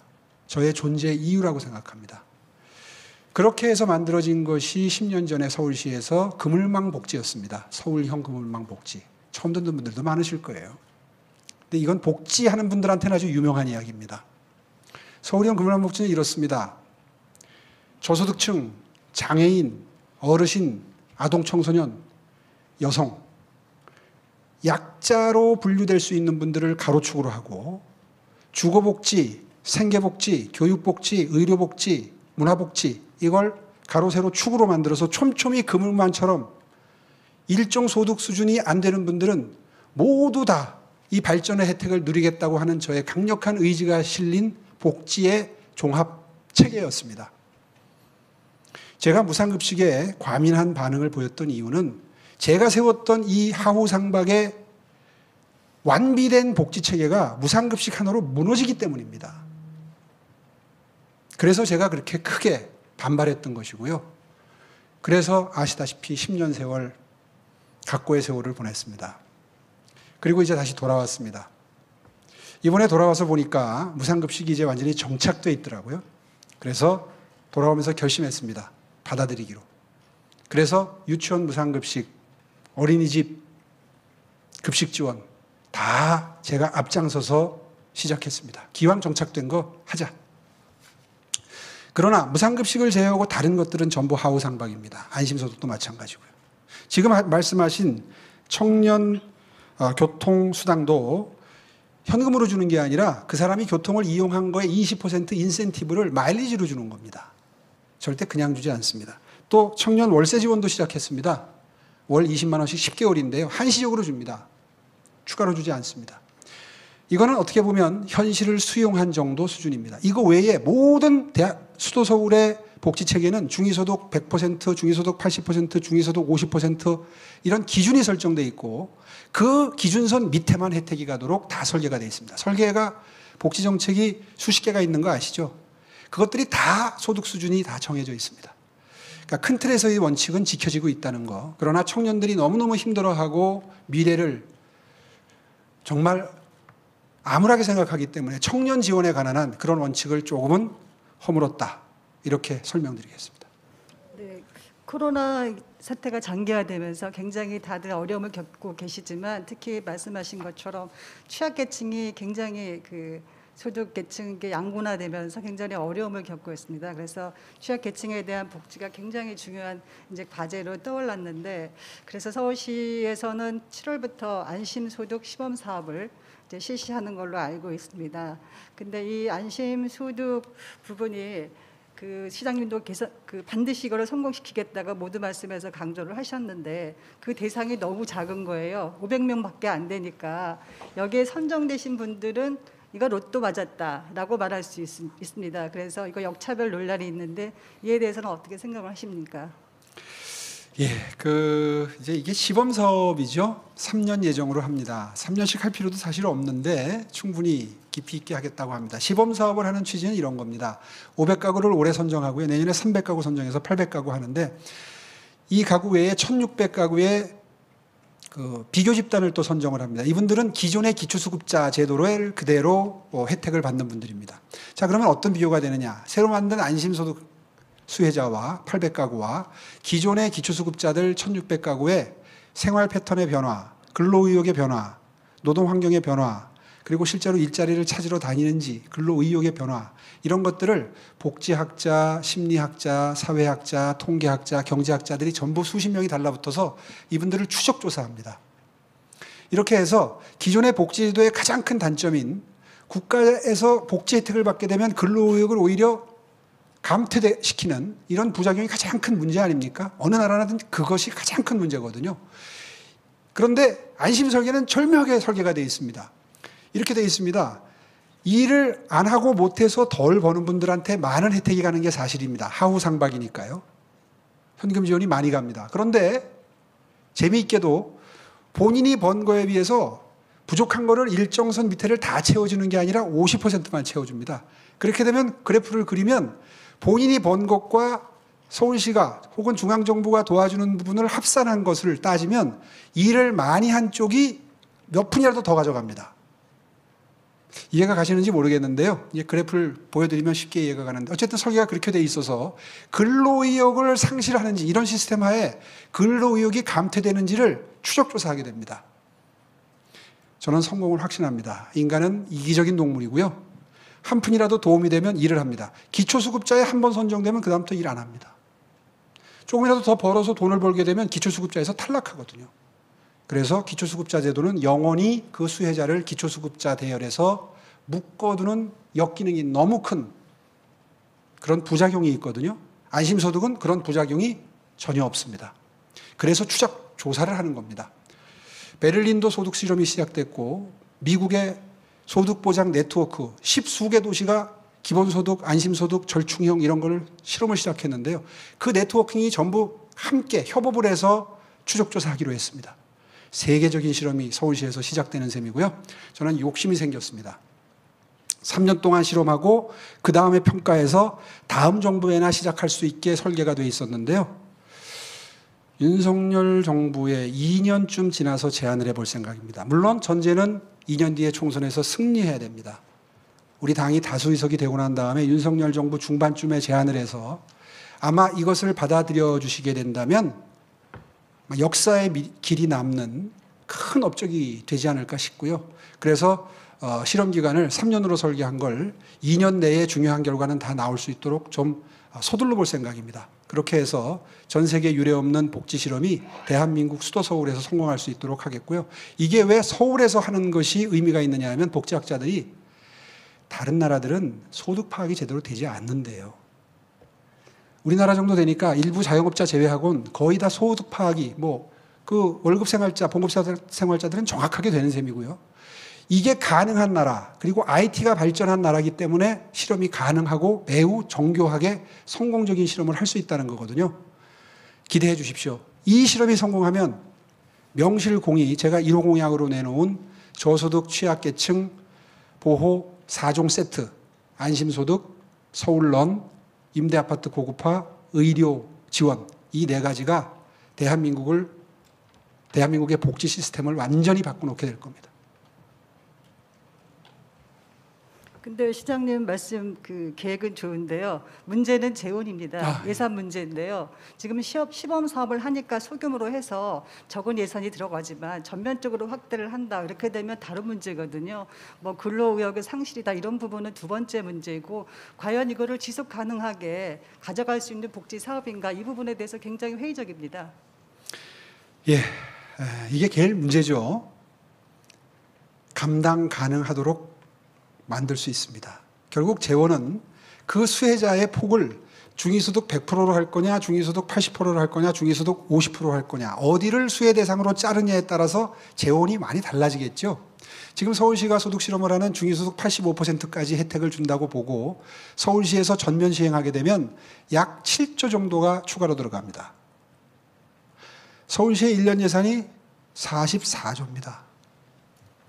몇 년 뒤면 금방 50조가 될 텐데요. 복지에 이미 예산의 40~50%가 쓰이고 있습니다.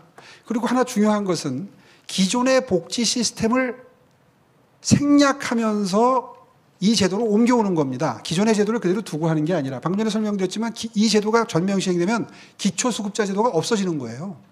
차상위 계층한테 가는 복지 혜택이 없어지는 겁니다. 가능하겠죠? 그렇게 해서 충분히 복지 예산 자연 증가분 이내로 설계를 하는데 중위소득 50%에서 60% 정도 밑에만 이런 하우상박 도움을 주면 충분히 감당이 가능하고요. 지금 현재로도. 중위소득 한 85%, 100%까지 욕심을 부리면 버겁습니다. 우리 예산 증가 그 추세와 비추어 봤을 때. 그런데 그 설정을 중위소득 50으로 할 거냐 85로 할 거냐는 우리의 선택의 문제입니다. 저는 중위소득 50% 정도만 설정해도 기초수급자 차상위제도 커버하고도 남습니다. 그리고 중요한 것은 지금 기초수급자는요, 그 소득계층 밑에 있는 가구에 절반밖에 보호를 못합니다. 복지 사각지대에 있는 가구들이 많아요. 이번에 창신동 모자 돌아가신 거 거기가 다 쓰러져가는 1억 7천만 원짜리 주택 하나 있기 때문에 기초수급자들에서 탈락하면서 그분들이 그런 비참한 죽음을 맞이하신 거거든요. 그런데 만약에 안심소득 같은 이런 제도가 시행이 되면 복지 사각지도가 완전히 사라집니다. 엄청난 실험이 시작되고 있는 겁니다. 네, 그 코로나 이후의 문제를 다시 한번 짚어보고 싶은 게 있는데요. 교육 문제입니다. 코로나 때문에 이제 원격 수업을 하다 보니까 이 소득 격차에 따라서 학력 격차도 심해지고 또 학력 저하 현상도 전반적으로 나타나고 있어서 교육계가 비상입니다. 그래서 서울시도 그 저소득층 자녀들을 위해서 공짜로 무료로 그 인터넷 강의를 들을 수 있도록 그런 서울런 사업을 하고 있는 걸로 알고 있는데요. 취지는 굉장히 좋다고 생각을 합니다. 하지만 일부에서는 이게 특정 업체, 교육업체하고 너무 고가로 사업 계약을 맺었다. 그래서 그 업체에 특혜를 줬다. 그래서 이거 사교육 시장만 배부르게 한 거 아니냐. 또 반면에 그 교육 효과는 너무 미미하다. 예산이 투입 대비해서 효과는 별로 검증이 되지 않았다라는 비판도 있습니다. 또 특히 이게 인터넷 강의니까 무료로 제공은 하지만 교재비가 너무 비싸다고 학부모들은 아우성입니다. 그래서 뭐 세 과목에 40만 원이라는 얘기도 있는데 이게 배보다 배꼽이 더 큰 사업 아닌가요? 예, 정말 깊은 관심 너무너무 감사드립니다. 오늘 제가 지금 받은 질문은 시의회에서 작년 하반기에 정말 경로를 벌였던 민주당 시의원님들이 훨씬 많으시잖아요. 그분들이 정말 결사적으로 못하게 방해를 했던, 저항을 했던 사업을 진행시키는 과정에서 경론을 벌였던 주제입니다. 결론적으로 말씀드리면 문제될 게 전혀 없고 오히려 자부심을 가질 만한 프로그램이다, 이렇게 설명을 드리겠습니다. 잘 익숙치 않은 분들을 위해서 잠시 제도를 설계한 배경을 말씀드리면, 사교육의 필요성을 인정하고 사교육을 받고 있는 학생의 비율이 4분의 3이 넘습니다. 이미 공교육은 그 정도로 무너져 있죠. 엊그저께 스승의 날 다시 태어나도 스승을 할 것이냐 물어보니까 29.9%가 다시 한다, 이렇게 답변을 할 정도로 정말 이 스승의 길에 대한 회의가 깊습니다. 그런 상태에서 학력 격차를 해소하려면 사교육을 활용하는 방법이 가장 효율적인데 명분에서 밀립니다. 공교육을 활용해야 되는데요. 이제 그 논쟁이 벌어졌던 거죠. 그러다 보니까 이런 디테일까지 이제 공격을 받게 됐었습니다. 다 극복했습니다. 실제로 학원들이 이 프로그램이 너무 저소득층을 위해서 좋은 역할을 한다는 거에 동의해서 굉장히 싼 가격에 계약을 해줬고요. 정말 인기 있는, 우리가 꼭 모시고 싶었던 학원, 정말 학생들이 듣고 싶어하는 무슨 아이스크림 뭐라는 그 학원이 있는데 거기가 좀 비쌌어요. 그래서 시의회에서 많이 질타당했습니다. 그래서 협조를 구해서 앞으로 좀 싸게 해주기로 계약이 됐는데요. 이런 비용 같은 건 충분히 감당 가능합니다. 교재비가 비싸다고 하는데 서울시가 지원하면 됩니다. 굉장히 소득 수준이 낮은, 지금 현재로서는 중위소득 한 5, 60% 밑에 학생들만 해당이 되거든요. 여기에 교재비 지원해도 아깝지 않습니다. 저는 교육의 힘을 믿습니다. 중고등학교 때 학습 성취도가 낮아서 좋은 대학 못 가고 그 바람에 좋은 데 취직 못하고 또 가난한 인생을 살면서 결혼도 힘들고 다시 또 아이들한테까지 이 가난이 대물림되는 이 빈곤의 악순환을 어딘가에서는 끊어줘야 되는 것이, 그것이 복지국가 아니겠습니까? 그것이 진정한 의미에서의 계층이동 사다리의 복원인데요. 저는 거의 거기에 꽂혀 있습니다. 솔직히 말씀드려서. 그래서 제가 낸 아이디어인데요. 저는 어렸을 때 저희 어머님이 야, 공부만 잘하면 우리도 잘 살 수 있어. 그거 하나로 여기까지 왔습니다. 이제 서울시가 그걸 하겠다는 겁니다. 그 어머니의 역할을 하겠다는 겁니다. 저는 거기에는 돈 안 아낄 겁니다. 아무리 반대하는 사람들이 반대해도 단 한 사람의 인생이라도 바뀐다면 그 투자는 아낄 투자가 아닙니다. 이번 기회에 민주당에 호소합니다. 공교육을 망가뜨려 놨으면 책임을 져야죠. 왜 사교육에 의존해서 학력 격차를 해소하겠다는 것에 대해서 명분을 가지고 반대를 합니까? 저는 이 사업은 앞으로도 투자를 늘려갈 겁니다. 중위소득 50%에서 60%, 80%, 100%까지는 올려야 된다고 생각하고요. 지금 현재 사교육에 돈을 쓰는 고소득층의 경우에는 월 500만 원, 1000만 원도 씁니다. 저소득층은 10만 원도 쓰지 못합니다. 이런 나라가 공평한 나라입니까? 가난의 대물림을 그러면 어떻게 고칠 겁니까? 저는 이 제도 가장 효율적인 제도라고 생각을 하고요. 그런 의미에서 이번에 다시 일할 수 있게 해주신다면 적어도 빈곤의 대물림만큼은 반드시 막아내는 공정서울 만들겠다. 그래서 서울시의 모토가 공정도시, 다시 뛰는 공정도시입니다. 반드시 교육격차 해소 최선을 다하겠습니다. 네, 시장님께서 잠깐만요. 네. 지금 이제 40분이 됐습니다. 한번 말씀을 드렸는데 제가 오세훈 시장 처음 뵌 게 초선 의원 때입니다. 그 이렇게 오랫동안 인연이 있었는데 가끔 그런 말씀 드린 적이 있습니다. 이게 소통이라는 게 결국 처지와 입장이 다른 사람과 마음을 열고 이렇게 이해를 하는 건데 우리 시장님이 너무 이제 똑똑하시고 정보도 많으셔서 항상 상대를 많이 설득을 하시려고 하십니다. 그래서 많이 들으시는 게 정치적으로는 더 도움이 될 때가 있다 말씀드렸는데 아직 중요한 질문들이 좀 남아 있고 또 플로어에서도 질문하고 기다리고 계신 분도 있습니다. 시간은 이미 마감 시간을 지났습니다. 그래서 남아 있는 한 서너 개의 질문은 정말 압축적으로 좀 답변해 주세요. 질문자도 조금 네네. 압축해서 좀 진행을 해주세요. 시장님께서는 지금 우리 사회가 계층 이동 간 사다리가 무너져서 교육에 대해서 굉장히 많은 열의를 갖고 계신 걸로 지금 말씀을 들었습니다. 그래서 그런지 최근에 교통방송을 교육방송으로 재편하겠다고 말씀하셨습니다. 근데 저희 시민들은 교통방송하면 김어준 씨 생각나거든요. 정파적인 어떤 진행으로 굉장히 논란이 많은 프로그램을 진행하고 있는데 이 교육방송으로 재편하는 게 혹시 이렇게 자연스럽게 김어준 프로그램을 정리하는 그런 일거양득의 어떤 효과를 놓으신 거 아닌가 생각도 좀 들고요. 또 지금 이 교통방송을 교육방송으로 하는 부분에 대해서 교육에 대한 열의를 갖고 계신 건 좋지만 이미 EBS가 그 역할을 하고 있습니다. 충분히 하고 있다고 생각되는데 굳이 서울시에서 그 역할을 다시 하는 거는 이거 너무 중복된 거다. 그런 부분에 대해서 어떻게 생각하시는지요? 예, 많은 미래학자들이 앞으로는 평생 교육의 시대가 될 것이다 이렇게 예측을 합니다. 이른바 노동의 종말 현상이 다가오고 있습니다. 4차 산업혁명 시대 이후에는 대학 교육 받은 거 가지고 평생 먹고 사는 것이 불가능합니다. 그래서 평생 교육이 굉장히 중요하고요. 인생 2모작, 3모작이 매우 중요해지는데 교육방송 역할을 하는 기능이 2개, 3개, 4개 늘어나도 전혀 과잉 공급은 저는 아니라고 생각합니다.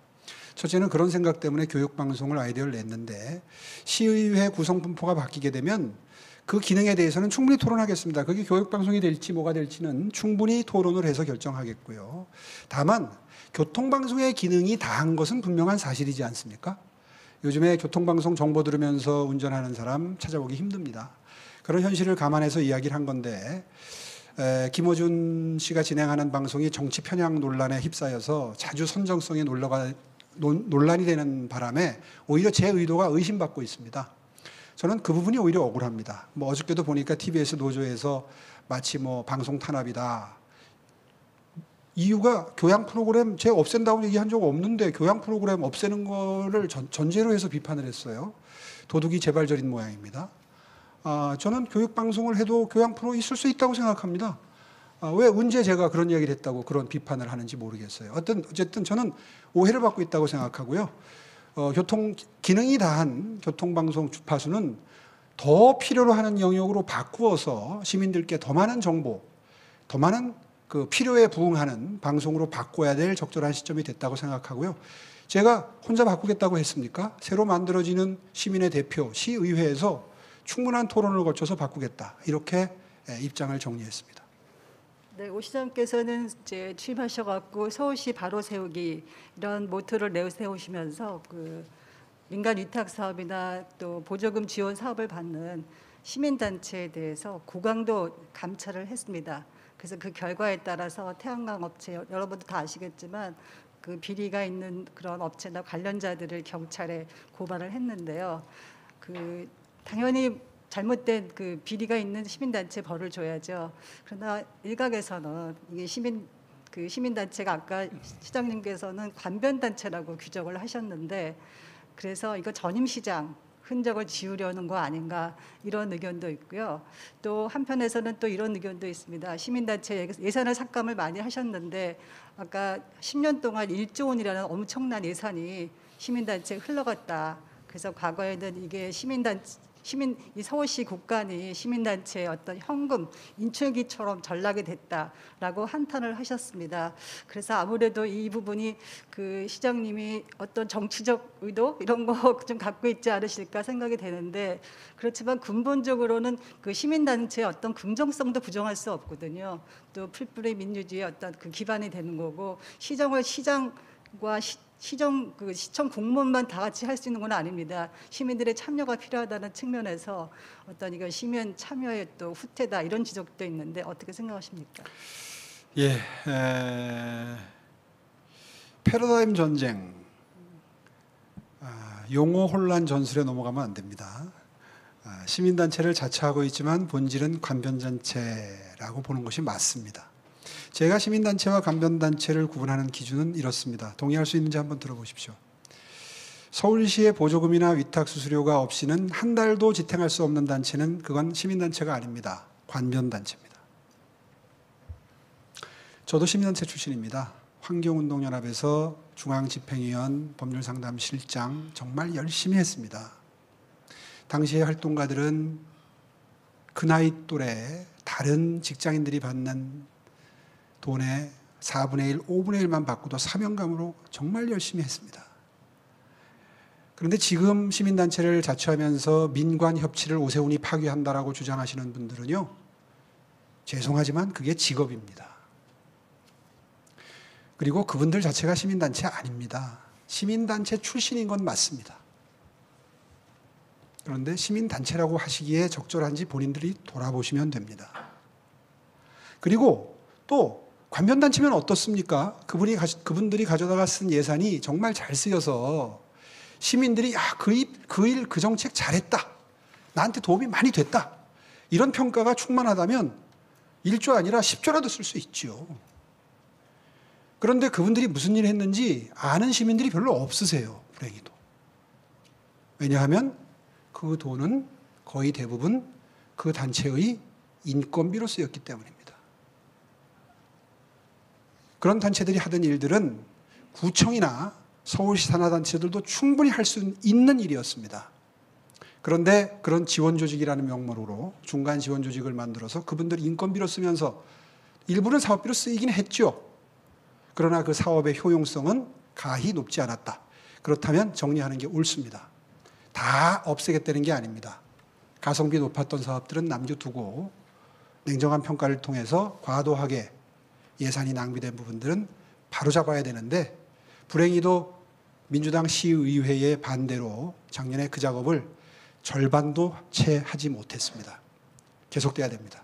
3년 내에 마무리하겠습니다.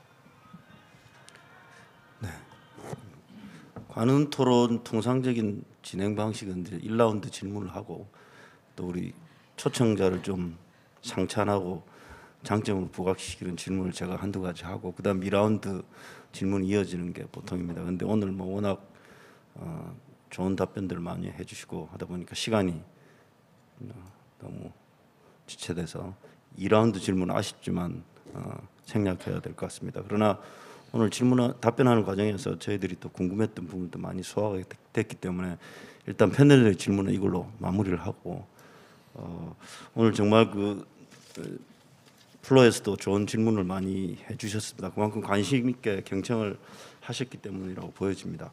일부는 패널 질문에서 소화가 됐습니다. 그리고 일부는 다시 오 시장에게 마이크를 넘겼다가 점심을 못 먹을 것 같은 질문들이 있어서 제가 한 가지만 선정해서 죄송하지만 질문을 드려보도록 하겠습니다. 나머지 분들 다 좋은 질문들이지만 오늘 시간 관계상 그렇게 하도록 하겠습니다. 제가 본 질문에 비교적 간단하게 또 궁금한 질문은 이 질문입니다. 문재인 정부에서 유일한 야당 출신 국무회의 참석자로서 문재인 정부의 국무회의 평가를 해주십시오. 이런 질문이 나왔습니다. 사실 참 궁금한 대목이긴 합니다. 저희가 참석을 못해서 뭐 풍경도 좋고 느낌도 좋고 또 저희가 몰랐던 부분들이 있으면 좀 이 기회에 공개를 좀 해주시면 더 좋을 것 같습니다. 예. 제가 통계를 보니까 지난 1년 동안 국무회의에 8번 들어갔던데요. 그 들어갔던 때는 항상 제가 뭔가 의견을 제시하거나 건의하거나 혹은 반대를 하거나 뭔가 역할이 있을 때 참석을 했었습니다. 실제로 서울시장은 국무회의에 국무위원이 아니기 때문에 국무회의 멤버는 아니죠. 다만 배석자로 되어 있는데요. 그렇기 때문에 의견이 있을 때 참석하는 것을 원칙으로 했었는데 매번 느꼈던 것은 어떤 제안을 하건 건의를 하건 비판을 하건 간에 관련 부처 장관들이 굉장히 적극적으로 반박을 합니다. 그리고 결국 결론은 불채택입니다. 한 번도 예외가 없었습니다. 제가 여러 가지 특히 부동산 정책 개관에서 초기에는 부동산 정책에 대해서 여러 가지 건의를 했고요. 마지막 건의사항은 기억하시겠지만 최근에 검수완박 법안에 대해서 거부권을 행사해 주십사 하는 제안이었습니다. 물론 제가 발언을 시작하면 분위기가 싸해지죠. 그리고 벌써 눈빛이 공격적인 눈빛으로 변화가 되고 사안에 따라서는 뭐 법무장관, 이번 같은 경우에는 법무장관, 행안부 장관이 반박을 했고 옛날에 같으면 뭐 국토부 장관, 뭐 복지부 장관 이런 분들이 이제 나서서 반박을 했는데요.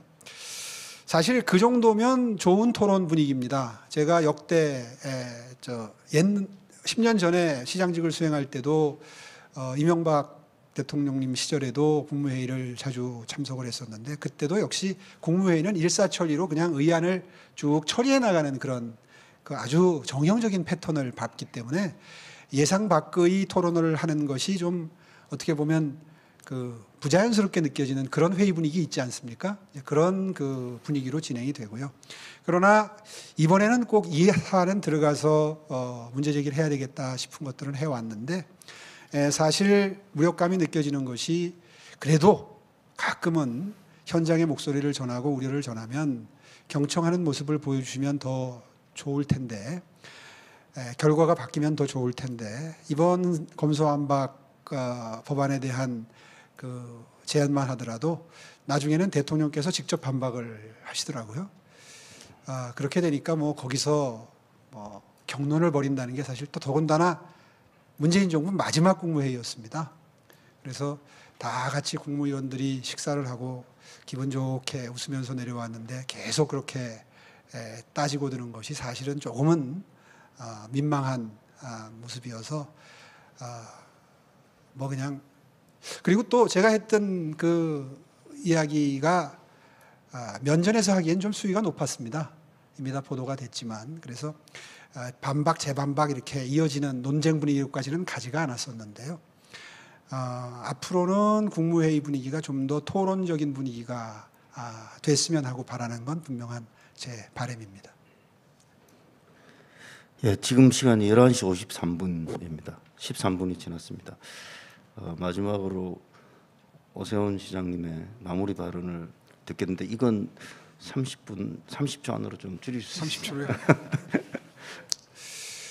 예, 이제 서울시가 지난 1년 동안 알토란 같은 준비를 거쳐서 신발끈을 동여내보고 스타트 라인에 섰다고 저는 생각합니다.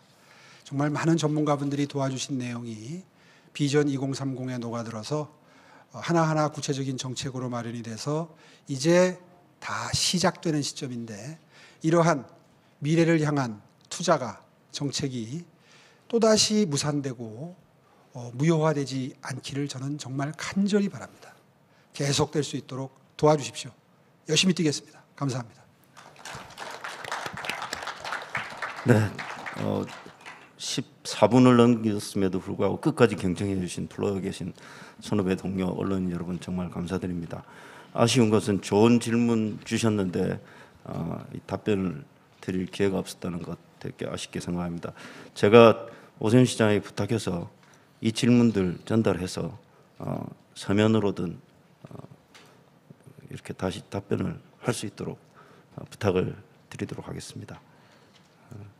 어쨌든 좋은 결과 있기를 기대하면서 오늘 오세훈 국민의힘 서울시장 후보 초청 관훈 토론회를 마치도록 하겠습니다. 감사합니다.